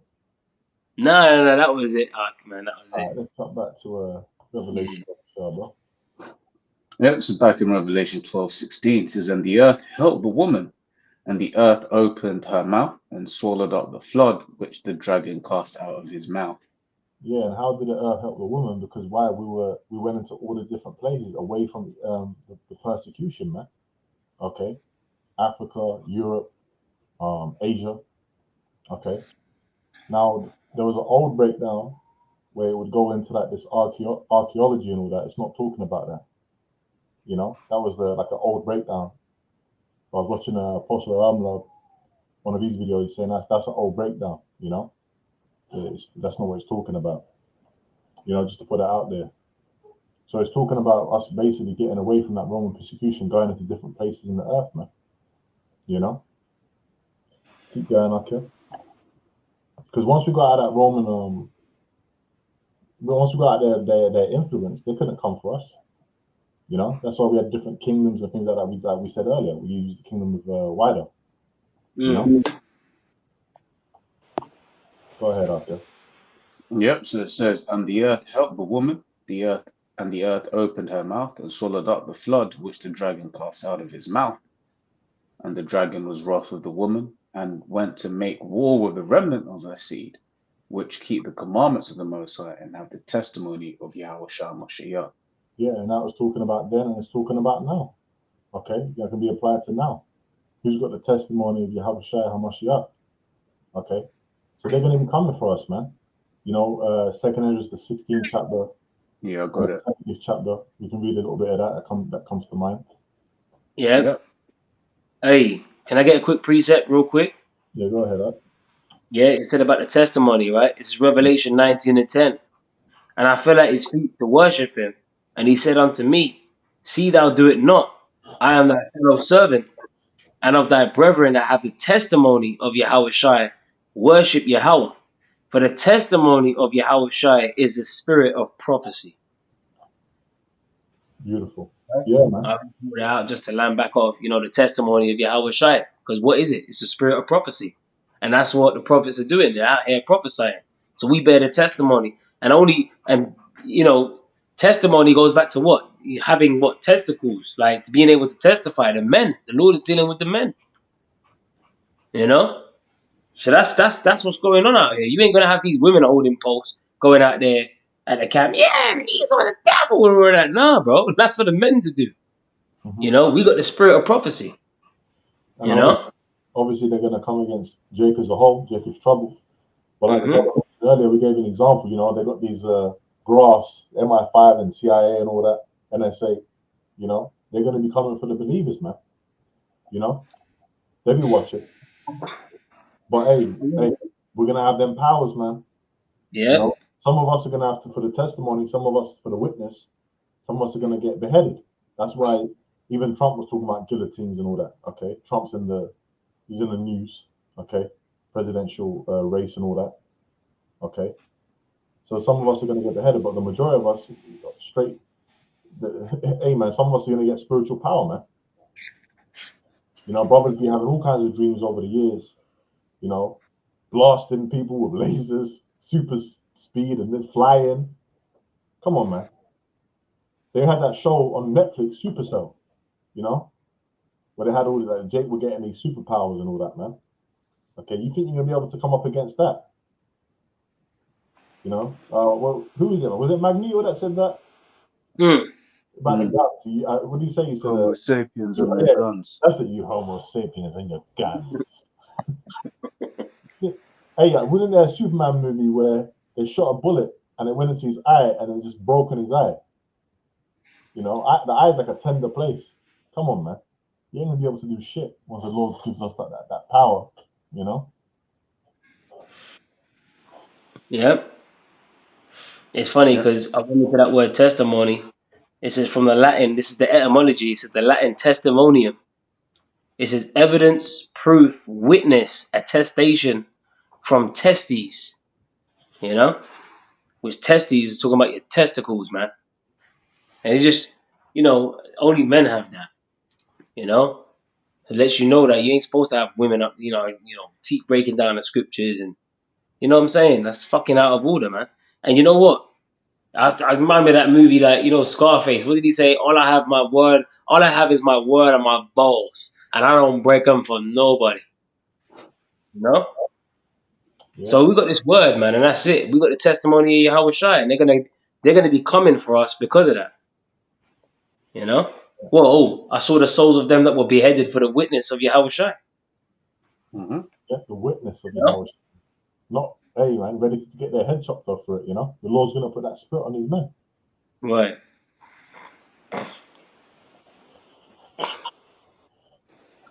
Second Ezra 16 and 17, for there shall be in every place and in the next cities a great insurrection upon those that fear the Lord. They shall be like madmen, sparing none, but still spoiling and destroying those that fear the Lord. Yeah, so they're going to actually be coming up against us with force, man. Rising up against us with force. Okay? Spoiling and destroying. And we were talking about the siege on Jerusalem. My brother mentioned earlier, hey, they're going to be sieging us today. Okay? They're going to come, hey, Jacob's trouble. What's that, Jeremiah the 30th chapter? I got it. Go ahead, Jeremiah chapter 30, verse 6. Ask ye now, and see whether a man doth travail with child. Wherefore do I see every man with his hands on his loins as a woman in travail, and all faces are turned into paleness. Alas, for that day is great, so that none is like it. It is even the time of Jacob's trouble, but he shall be saved out of it. Yeah, and then he's talking about the elect. Okay, but that Jacob's trouble, what it say? I said like a time like never before, basically. Can you read that bit again, Bob Shaw? Yep, it says, alas, verse 7, alas, for that day is great, so that none is like it. yeah, so this persecution that's coming, this time that we're coming to now is worse than any other time, worse than what happened in Rome. Okay, you know, because you had different troubles that we went through, but this is the Jacob's trouble. Mm. You know, that's coming. Okay, and we're very close to. We're at the door of it, Mm.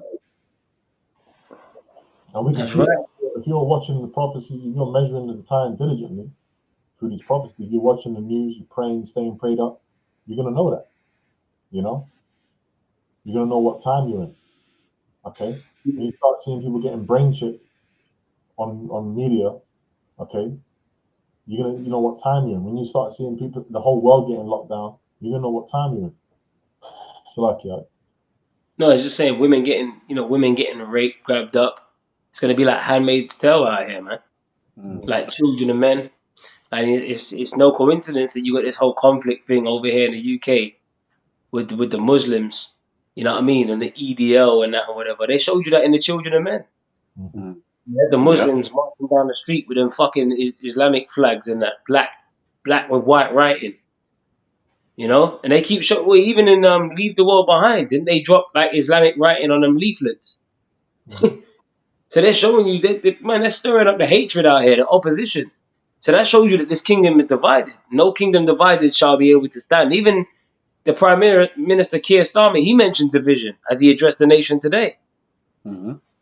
You know, so this kingdom is hella divided, man. You got the Republicans, Democrats in America. You got the Labour, the Conservatives over here, and no kingdom divided shall be able to stand, man. You Mm. know, so Esau's going all out for his NWO, and in order to do that, he needs that chaos, and that's that Jacob's trouble, man. You know, it's gonna be like that movie, the end scene from The Knowing, with Nicolas Cage, and everything was on I love fire that and that scene. people were taking each other out. Hey man, we say fucking bring it on, man. That's Mm. right. That's what we fucking say, bro. Bring it the fuck on, because we don't like the scriptures speak about those he that seeketh to save his life shall fucking lose it, man. You know what I'm saying? Even if we got to die for this truth, that's where we're at with this. You Mm. know? And the scriptures speak about these things for a reason. Those that would be headed for the witness of Yahweh Shai. That's what the fuck we're involved in, man. So take this deadly seriously. You know? And we ain't living anyway, man. So Right. if that's how it goes, then that's how it goes. We ain't living Yeah. here, Yeah. you know. And if that happens, that's a great honor, man. First Thessalonians, the 4th chapter. You'll be one of the first to come with the Lord. Mm. First to be, you know.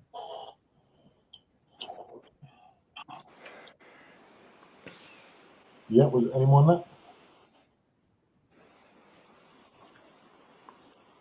No, that's it up. Yeah, let's keep reading up. It says back in Revelation 12:17. So and the dragon was wroth with the woman and went to make war with the remnant of her seed, which keep the commandments of the Most High and have the testimony of Yahweh Shah Mashiach. Yeah, so we went into that. So let's jump from there to verse 7 now. Okay, because it's the time is jumping around a bit. That scripture there, because it also talks about this time, is a perfect segue into this bit here, because now this is talking about what's coming. Okay, yeah, read it from verse 7. Okay, well, sure. Yep, verse 7 says, and there was war in heaven. Michael and his angels fought against the dragon, and the dragon fought and his angels. Yeah, yeah. So we know who that's talking about. You know, that's basically talking about Esau and his military trying to come up against the angels, the Lord and his angels. Okay, and Michael is one of the top angels. Okay, under Yahweh Shai. Okay, and his name in the Hebrew is Ma'aka Allah, meaning he's like the power. All right, and the scriptures tell us what about the Lord? That the Lord is a man of war. So what's Michael coming in? Michael's coming to bring that war, just like in Revelation 19. Yahweh Shai is coming to bring that war. Okay, so war, a righteous judgment is being come to be brought upon Esau and his kingdom, man. That's why it says in 2 Ezra 6 and 9 that Esau is the end of the world and Jacob is the beginning of it that follows. Because Yahweh Shai is going to take down Esau. Esau has to be taken down for us to be set up. You know, he needs to be taken out, man, taken out of the way, taken out of power, stripped of his power. Yeah, go ahead, Akia. Yeah, but he said what he said about the angels. Hmm. What he said about the in Revelation 12 and 7 about the war in heaven and the dragon and fought and his angels. You had that scene from Saving Private Ryan, man, with Tom Hanks. Mm. Mm. When they had them planes flying over his head, he was like, "Those are angels on our shoulders, boys." You know, just just letting you know that that's Esau pretty much, propping up, talking about his military, man, his fighter pilots and shit. They're gonna be getting together to fight against Michael and Yahushai, man, and that's that Daniel 12, man, because Yahushai is coming back with Michael. In fact, can I read that quick? Yeah, let's go. Yeah. Okay. This is Daniel chapter 12 verse 1, and at that time, because it mentioned Michael in Revelation 12, man, and 7, it did mention Michael. So let's go ahead and get the precept. It says Daniel chapter 12 and 1, and at that time shall Michael stand up, the great prince, which standeth for the children of thy people. Which the Lord's people, who? The Israelites. Deuteronomy 7 and 6. It says, there shall be a time. It says there shall be a time of trouble. Ooh, there's the time of trouble again, right? There shall be a time of trouble, such as never was since there was a nation, even to that same time. And at that time, thy people shall be delivered, everyone that shall be found written in the book. And that lines up with Jeremiah 30 and 7. But he shall be saved out of it, everyone that shall be found written in the book. So this scripture alone lets you know that this is only talking about Israelites, man. Because who is the Lord's people? Okay, so what are you trying to tell me? You're gonna have some Amalekite just written in a book? You're gonna have a Moabite that's written in a book? Are you crazy, bro? They're not the Lord's people, man. You mean to tell me Yahushua is coming back with Michael and the whole host? The Lord of hosts, right? The Lord of the armies. He's gonna be leading the whole. The armies to invade this place and destroy Esau's kingdom to save Edomites? Man, that's confusion, and the Lord is not the author of confusion, man. That's right. And anyone that comes up against them, man, because you're gonna have wicked Jacob that are burning in that fire. What did the Lord say? He said, "He that won't serve me, bring him hither and slay him before me, man." The Lord ain't with that rebellion. Okay, He's only with the elect, the ones that are on His side, that are rooting for His return, man. Hey, to everyone else, how is Shai gonna come like a thief in the night? We're expecting, we're waiting. Yeah. We're searching, hey man, hey, when that day comes, they're chipping people. There's a mandate. Everyone needs to get chipped. We know that to us, that's like, oh, Yahushua coming soon. That's exciting because that goes into the deliverance. Because Yahushua is bringing the deliverance from this place. That's right.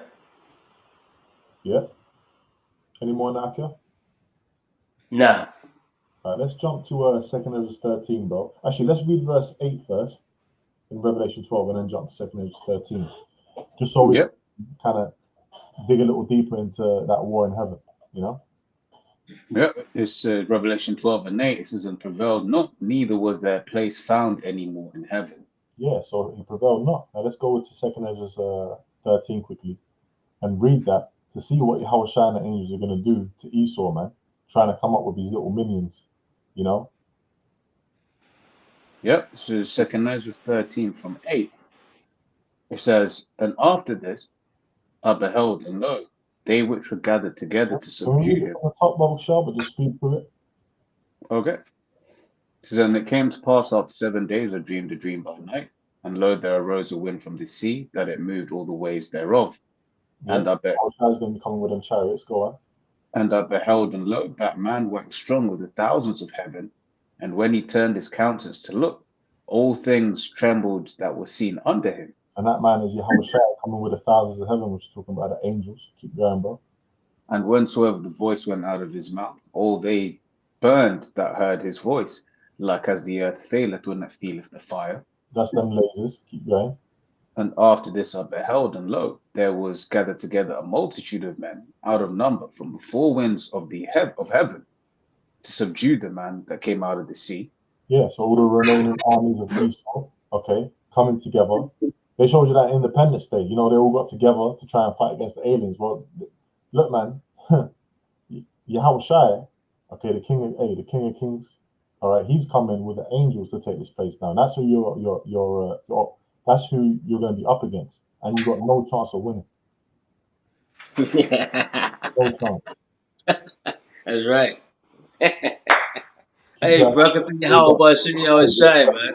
Hey, Yahushua already got the victory, man. He's just coming to play. He's coming to get that glory, man. To let people know what his name is and what his father's name is, you know, which we're proclaiming. You know, we're proclaiming it. Then people are gonna know. When Yahushua turns up, man. What did he say? He said I will destroy. What was it? How does it go? I'll destroy and devour at once.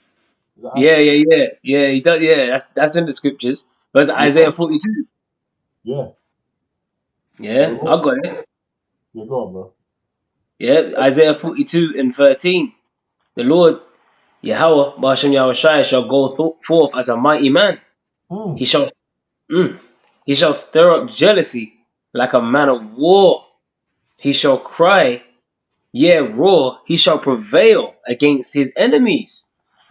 I have long time holden my peace and refrained myself. And Yahushua I'm gonna say that. You know, he was up against Pilate. He's up in the heavens, watching what's going on to his elect. Right? Keep going. Now will I cry, and it says, now will I cry like a travailing woman. I will destroy and devour at once. Hey, you know Bruce Lee? He said, he's talking about his emotional content. You know, Yahushua coming with that emotional content. You know, he's coming with that fury and that anger, man, for what you've been doing, man. You know. Hey, yeah, that's a lot. Now go ahead, bro. Go ahead, bro. I was gonna say you got that word, because it said I've refrained myself. You know, like you don't remember like you might have two Jakes when you was young and like you was in the secondary school, and like two Jakes would be going at it, or before they go at it. No, don't hold me back, fam. Don't hold it. Basically, the word refrain it says to be strong, to hold back, to restrain. So Yahweh Shai is like basically he's waiting for the green light from Yahweh, his father. You know? But he basically, you could just imagine him just on the right hand side of the throne, just pacing up and down, just what he just wants to get down. You're like, and when the Lord gives him that green light, it's over, man. Because look at the level of disrespect that he had to go through, man. You know? And that's another thing, like we can't be angrier than Yahweh Shai because he's got to get his vengeance first. Is it not written, vengeance is mine and I will repay, saith the Lord. So Yahweh Shai, he's being held back. You know, so he's refrained himself. So it's almost like I don't know, like how can I say it, man? Like a spring or springboard, or like the harder you press down on it, it's being held down, and then all of a sudden, just boing, Yahweh Shai just he's gonna get let loose by Yahweh, and he's just gonna go all out, man. And that's what we can't wait for, you know. That's why he said, "I'm gonna destroy and devour at once." So this is what the Lord, the one that the world ignorantly calls Jesus Christ, this is what he's coming back to do. Woe unto you that desire the day of the Lord. To what end is it for you? The day of the Lord is darkness and not light, you know? So just to add on that point anyway. Yeah, and that shows you that it's all to the will of Yahweh. No man knows the hour. Okay? The Most High, there's a separation between Yahushua and the Most High. There's two separate entities, you know? But in one mind. And the Most High has his order of how things are going to go. Another thing that came to mind when you was talking about the refraining was a scripture that says, hold back the winds. So you got angels holding back destruction. You know? They're waiting for the Most High to give that green light. They can't wait, man. You know? So, and what needs to happen before that destruction, before all this takes place, World War III? The chip, Revelation 13 and 16, that's one of the major prophecies that we're waiting for. And we know that because we've got this knowledge and wisdom. you know. So that we're diligently waiting and we're watching how things are brewing. Okay. Right. Yep. Go back to 2 Ezra 13 if you're done on that. Yes, it's 2 Ezra 13 from 6. It says, "But I beheld, and lo, he had graved himself a great mountain and flew up upon it." That's talking about that huge chariot that the Lord's coming with. When Ezra was seeing it, he was like, you could describe it as a great mountain. Okay, that he was flying upon. You know, how do you fly on mountains, man? You ever seen someone flying on a mountain? Mountains are stationary. Talking about the chariot. It says, "But I would have seen the region or place whereat the hill was graven, and I could not." You couldn't see the ends. It was huge. Like, the Lord's coming on a huge ship. That's the ship that we're going to get beamed up into. Keep going. Yep, and it says, "And after this I beheld, and lo, all they which were gathered together to subdue him were sore afraid, and yet durst fight." That's that war in heaven, that the yet durst fight. Okay, where Esau's going to come with his fighter jets and all of that. He's tech, he's military tech, and try and come up against Yahweh Shai and the angels. Go ahead. It says, "And Hey, lo," quick precept. Zechariah chapter 6 verse 1. "And I turned and lifted up mine eyes and looked, and behold, there came 4 chariots out from between 2 mountains, and the mountains were mountains of brass." And Yahweh Shai, man. Hey, it's like you got them big ass ships, but then you got them shuttle ships. You know what I'm saying? You got them ships coming out that big ass. Yahweh Shai is going to be leading the charge. Like the scripture says, as birds flying, right? Will the Lord defend the inhabitants of Jerusalem, and passing over, he will preserve it. Yahweh Shai is going to be leading the charge. You know? What Yahweh Shai flew upon, Ezra's describing like a fucking mountain, man. And these people ain't ready. It's like that movie Independence Day, when Will Smith was walking out on the lawn, and he was just, woke up and his woman was next to him and that. Went out on the lawn, he's picking up the newspaper, and everyone was trying to get out of Dodge. And why were they trying to get out of Dodge? Because there was a fucking mountain over their head. And these people ain't ready. When Yahweh Shai invades, it's going to be like that, but worse.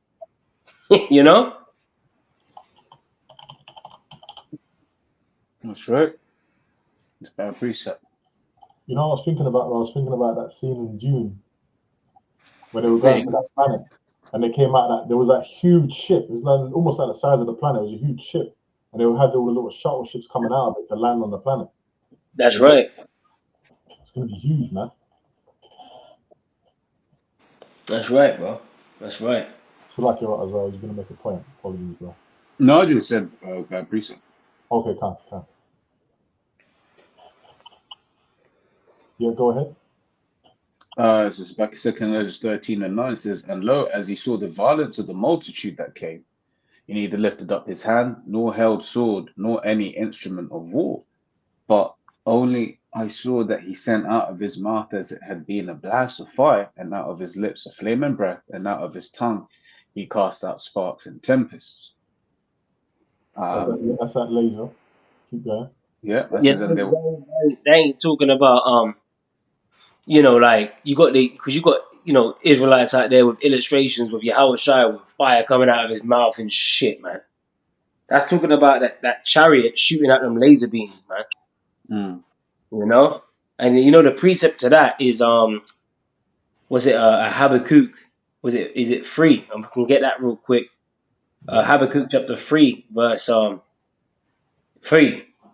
It says, "Yahweh came from Teman, and the Holy One from Mount Paran, Selah. His glory covered the heavens, and the earth was full of his praise." Especially when they see that father ship, man. Alright? It says, "His brightness was as the light. He had horns coming out of his hand, and there was the hiding of his power." And when you go into that word horns, the Hebrew word is qaran, and it means rays of light. And that's because it's going to be getting shot out of them chariots.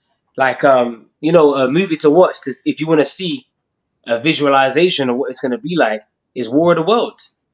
And they didn't know what the fuck was going on. Everyone was going about their daily business, and then the chariots, they came from underground. As soon as they came up, they powered up and they started just blazing people. And guess what? They got turned into plumes of smoke, man. They got dehydrated instantly. You know? So when Yahweh Shai comes back, he's gonna be fucking shit up, man. And we can't wait. And we can't look, it can't come sooner enough. You know? Go ahead. Yep. Back in 2nd Ezra 13 and 11, it says they were all mixed together, the blast of fire, the flaming breath, and the great tempest, and fell with violence upon the multitude which was prepared to fight, and burned them up every one, so that upon a sudden of an innumerable multitude, Yo, nothing. Yeah, Napes, you like to go into that, like that Independence Day scene Yeah, with the the White House. No, not the White House. The one. Is it the Empire State? One of the big, one of the buildings. That one. I think it was the White House. Was it? Hold on. Yeah. And then or was it the Empire? One of them anyway. And then the Tempest came and just blasted the shit out of it. Yeah, man. It was one of them. It was one of the major buildings. Yeah. Um, Well, I think the White House did get hit, and he got hit. He got hit. No, I think it. No. It's the It's the Empire State Building, man.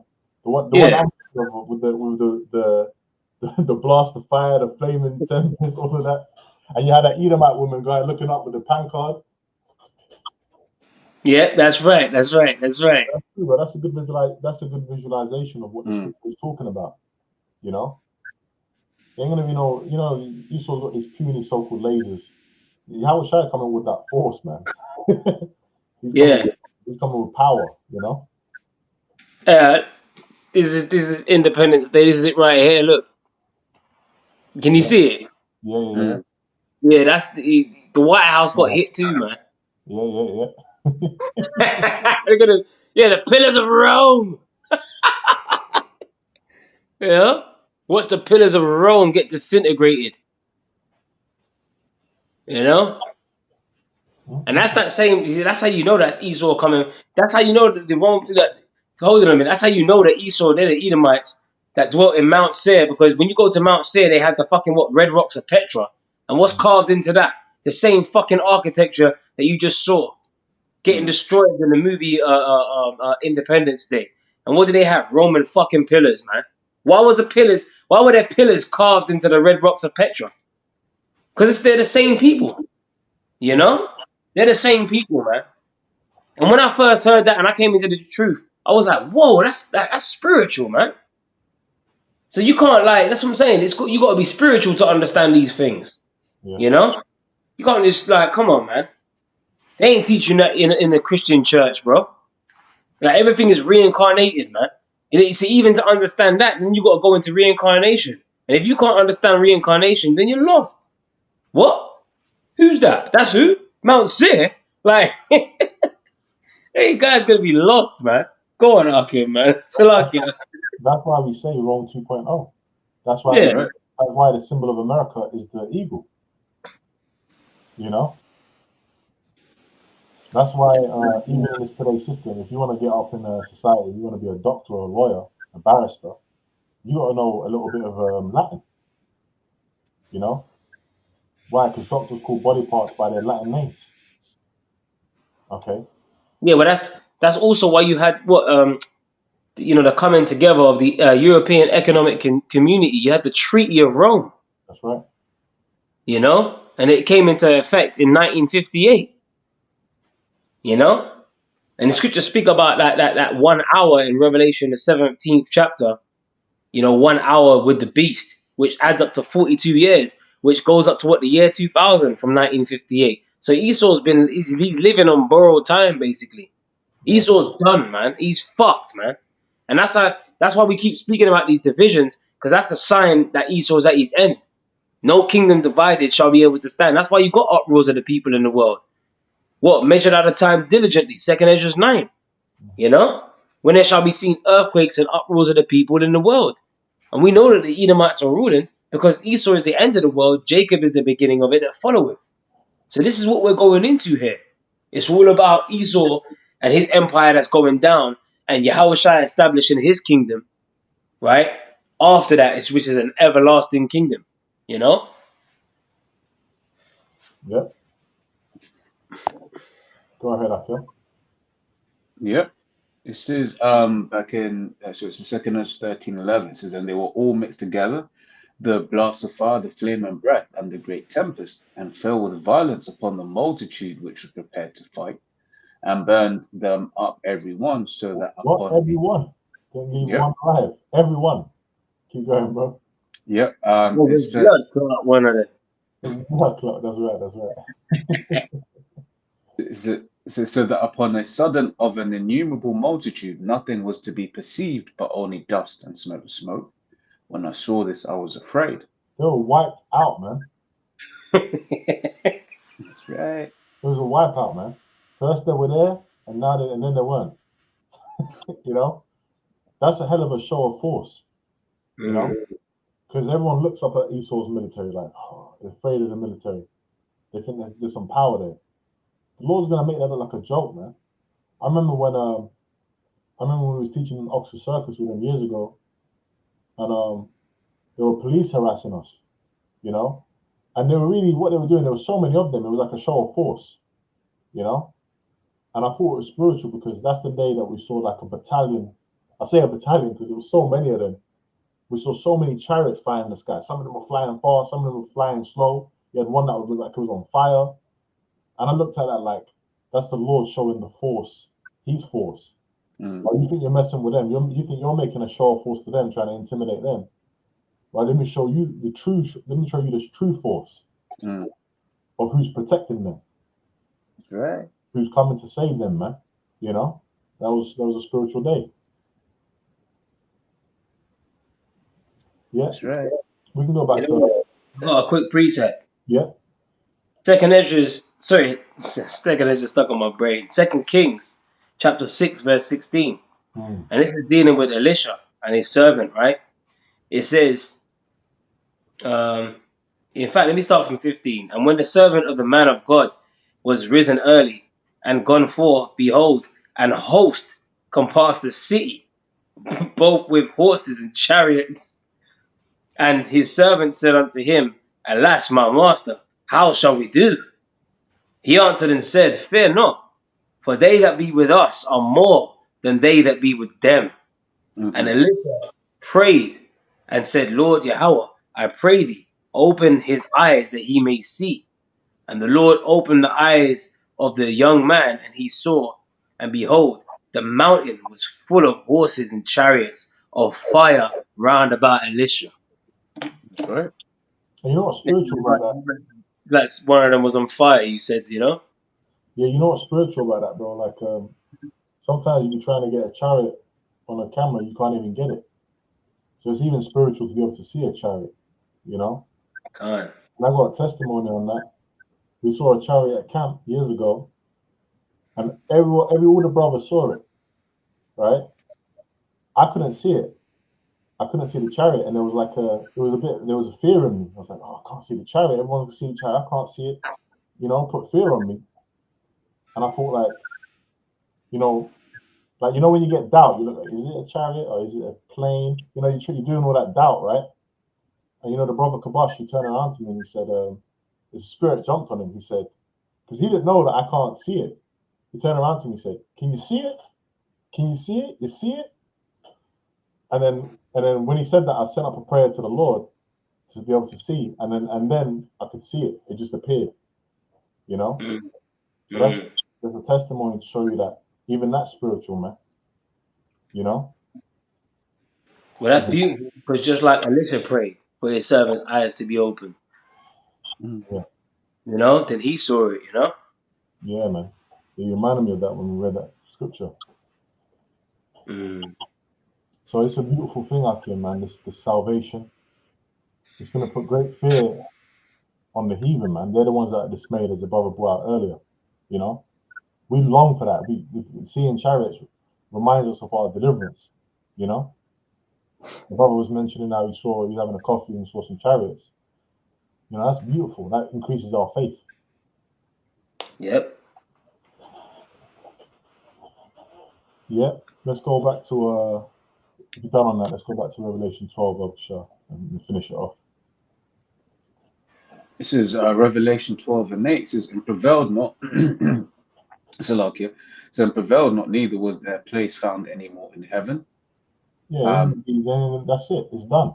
You know, you're gonna be having no more, you know, people flying up and going to this country and that country in the plane. It's done. The Lord's going to destroy with that. He's coming to destroy this place. Keep going up, yeah. Yeah. And this is Esau's kingdom, you know. That's right. And the great dragon was cast out, that old serpent called the devil and Satan, Why which is it called the old serpent? Going back to the Garden of Eden, man, the sons of the wicked.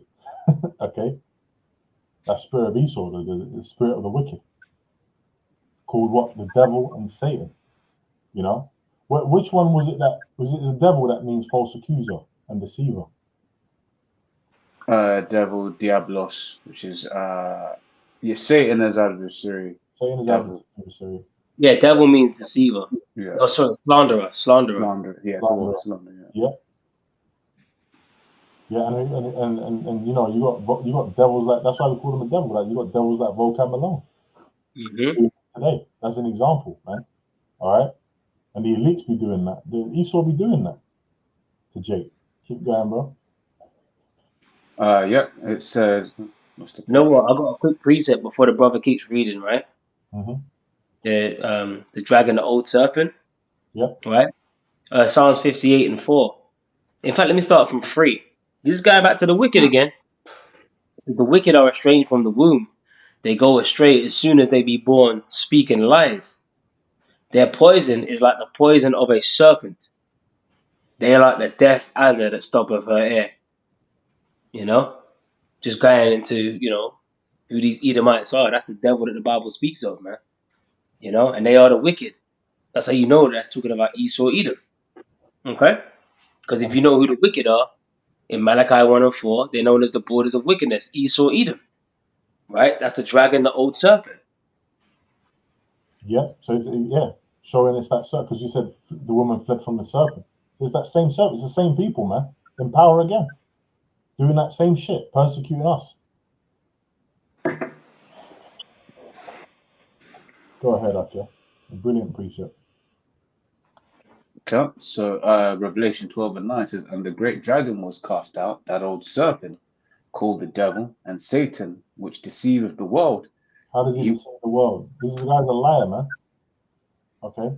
He's got his false philosophies, people believing in the LGBT, people believing in democracy. He's deceiving the world. No one even knows who they are. Okay? That's why we're the ones that are coming out with that truth. You know? The Lord's and through that truth, you're cutting out the lies. You know, lies get cut by truth, man. Keep going, bro. Yep. Which deceived the whole world. He was cast out into the earth, and his angels were cast out with him.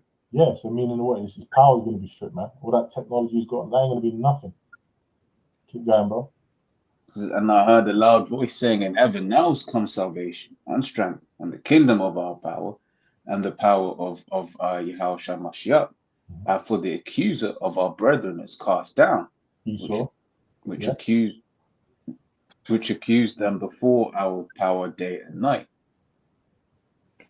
And they overcame him by the blood of the Lamb and by the word of their testimony. By the word of their testimony. Going back into that testimony that we were reading earlier. Okay? And that was a testimony of Yahushua, the spirit of prophecy, bringing out these prophecies.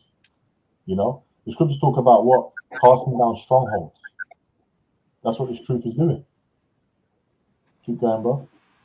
And they overcame him by the blood of the Lamb and by the word of their testimony, and they loved not their lives unto death.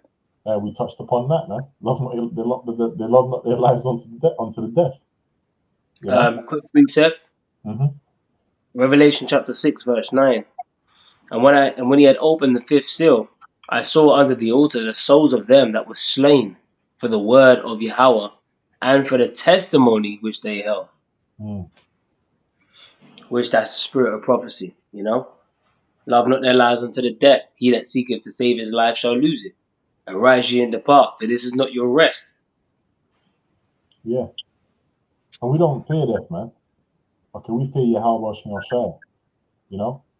At the end of the day, if that's the way God needs to go and it's the will of the Lord, it's the will of the Lord. Obviously now we're in the flesh. So, you know, when you're going through it, but that's when the faith kicks in. You know, the Lord's put that spirit on you to deal with whatever you got to deal with.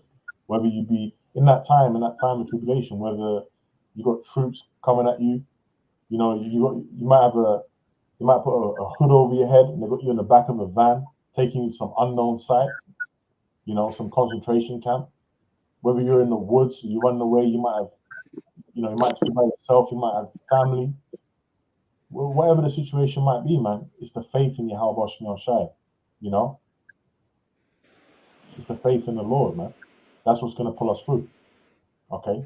That's why it's talking about the testimony, okay? In order for you to have the testimony, you got to have the faith. You got to believe. Mm. Yeah. Yep. And so this is verse Revelation 12 and 12 now. It says, therefore rejoice, ye heavens, and ye that dwell in them. So we're going to be rejoicing, man. Okay. when we're in them chariots, we're going to be rejoicing. Keep going, bro. Woe to the inhabitants of the earth and of the sea, for the devil is come down unto you, having great wrath, because he knoweth that he hath but a short time. Yeah, man. So these elites, they know they got a short time. They're trying to fulfill this new world order agenda. That's why they're pushing everything so quick. That's why you got the uproars of the people. You got all these legislations being pushed. You got companies fighting over contracts to how they're going to chip people. Okay, you got the whole world got locked down a couple of years ago. Okay, this devil, which is Esau, is looking to come down with great wrath, man, because he knows that you have a short time. We were talking about the NASA fees being cut off because they're watching. They've got the observatories. They're seeing the chariots, man. There was that one video. Remember that video, man, where there was like a cluster of chariots and there was just one huge one that was coming. You know, there was one that I think Darby or someone else they were going into it. There was one that was like many times bigger than the Earth. That So that, you know, they're aware of these things, man. They're seeing us boldly proclaiming the end. Okay, they can see the prophecies. The prophecies are coming to pass. So look, he's trying to. That's why they're desperately trying to push this agenda.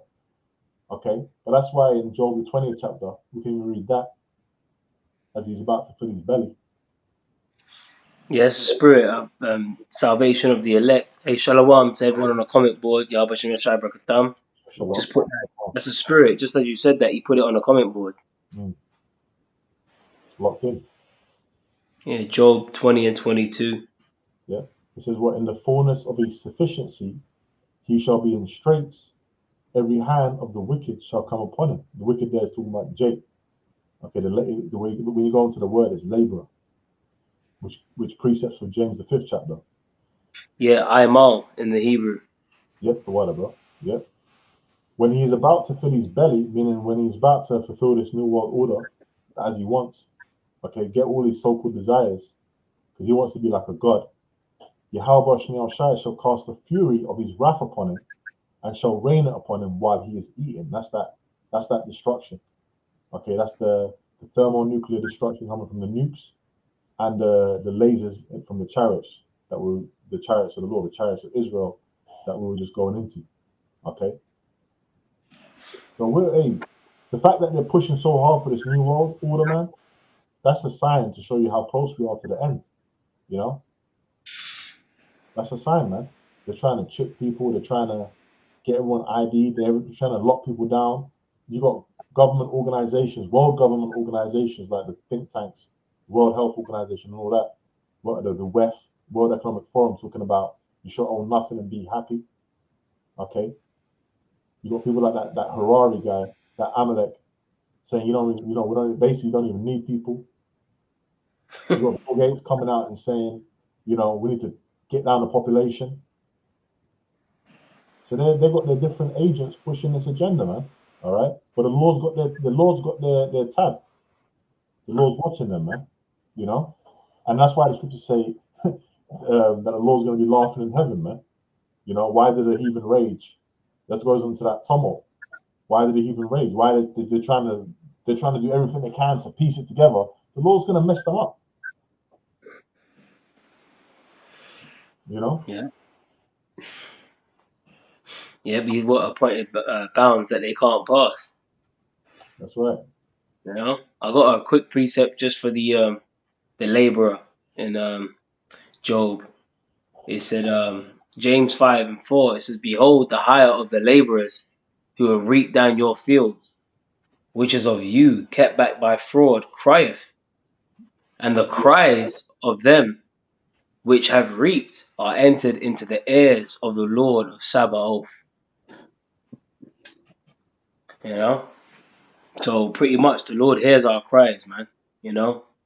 And the Lord of the armies, the Lord of hosts, Yahweh, is gonna send his son Yahweh Shai to do some serious damage, man. And that's why the scriptures speak about set a mark upon the foreheads of the men that sigh and that cry, for all the abominations that be done in the midst thereof, because that's that travail again with that woman, we're in that travail stage. We're just going through some shit, But the consolation, it starts with the understanding of this word, but it's really going to kick in when Yahweh Shai comes back, and changes us and saves us, the deliverance, the That's right. deliverance, that's when that's gonna, and the new covenant, and we ain't gonna have like I did a lesson earlier talking about like we ain't gonna have like that cloudy mind or brain fog. We ain't gonna have none of that shit. We ain't gonna have a toothache, headache, back pain, ailments and shit. You know what I mean? We ain't gonna have none of that, man. The Lord said that we're gonna be like them that dream. Then was our mouth filled with laughter. Read Psalms 126. So Esau is a thief. He's a fraud. He's a thief. And the scripture says, "Woe unto you that buildeth a town with blood and establisheth a city by iniquity." Esau, everything he got, he stole. So that's fraud. They got them gold vaults and that. Well, the scripture said they shall, they swallow down riches, but they're gonna have to vomit them back up. That's right. And since you said that earlier, since you said about the toothaches and all that and the pain, we're in travail, we're catching hell. Let's close out on Revelation 21:4, just to round up the lesson. Unless you brothers have other precepts. Revelation chapter 21, verse 4. "And Yahweh shall wipe away all tears from their eyes, and there shall be no more death, neither sorrow, nor crying, neither shall there be any more pain, for the former things are passed away." That's right. Yeah. So all this right now, this world that this tribulation, this travail that we're in, is going to pass away. Okay, with that deliverance from Yahweh Shai, and the name Yahweh Shai, okay, means He deliverer or He savior. Okay, so He's coming to fulfill Nomen Omen. He's coming to fulfill His name. Okay, He is the deliverer, man, of Israel, starting with the elect. So we're not all this travail we're going through, all this pain. Hey, at the end of it, man, is joy. That's right. Everlasting joy. You brothers got any other precepts or any closing statements? One real quick, just because I had it loaded up just on a previous point. This is Sirach 10:8. "Because of unrighteous dealings, injuries, and riches got by deceit, the kingdom is translated from one people to another." Straight to the point. Esau's got everything by stealing, robbery, thievery. The Lord ain't happy with that. So Lord's going, the Lord's going to put the righteous rulers in power. Yo, that's right, bro. I got one more. This is Isaiah 66. I'm going back to Isaiah 66 again, man. And in verse 13 and 14, it says, "As one whom his mother comforteth, so will I comfort you, and ye shall be comforted in Jerusalem. And when you see this, your heart shall rejoice, and your bones shall flourish like an herb. And the hand of the Lord Yahweh, Ba'ashem Yahweh Shai, shall be known toward his servants, and his indignation toward his enemies." Whew.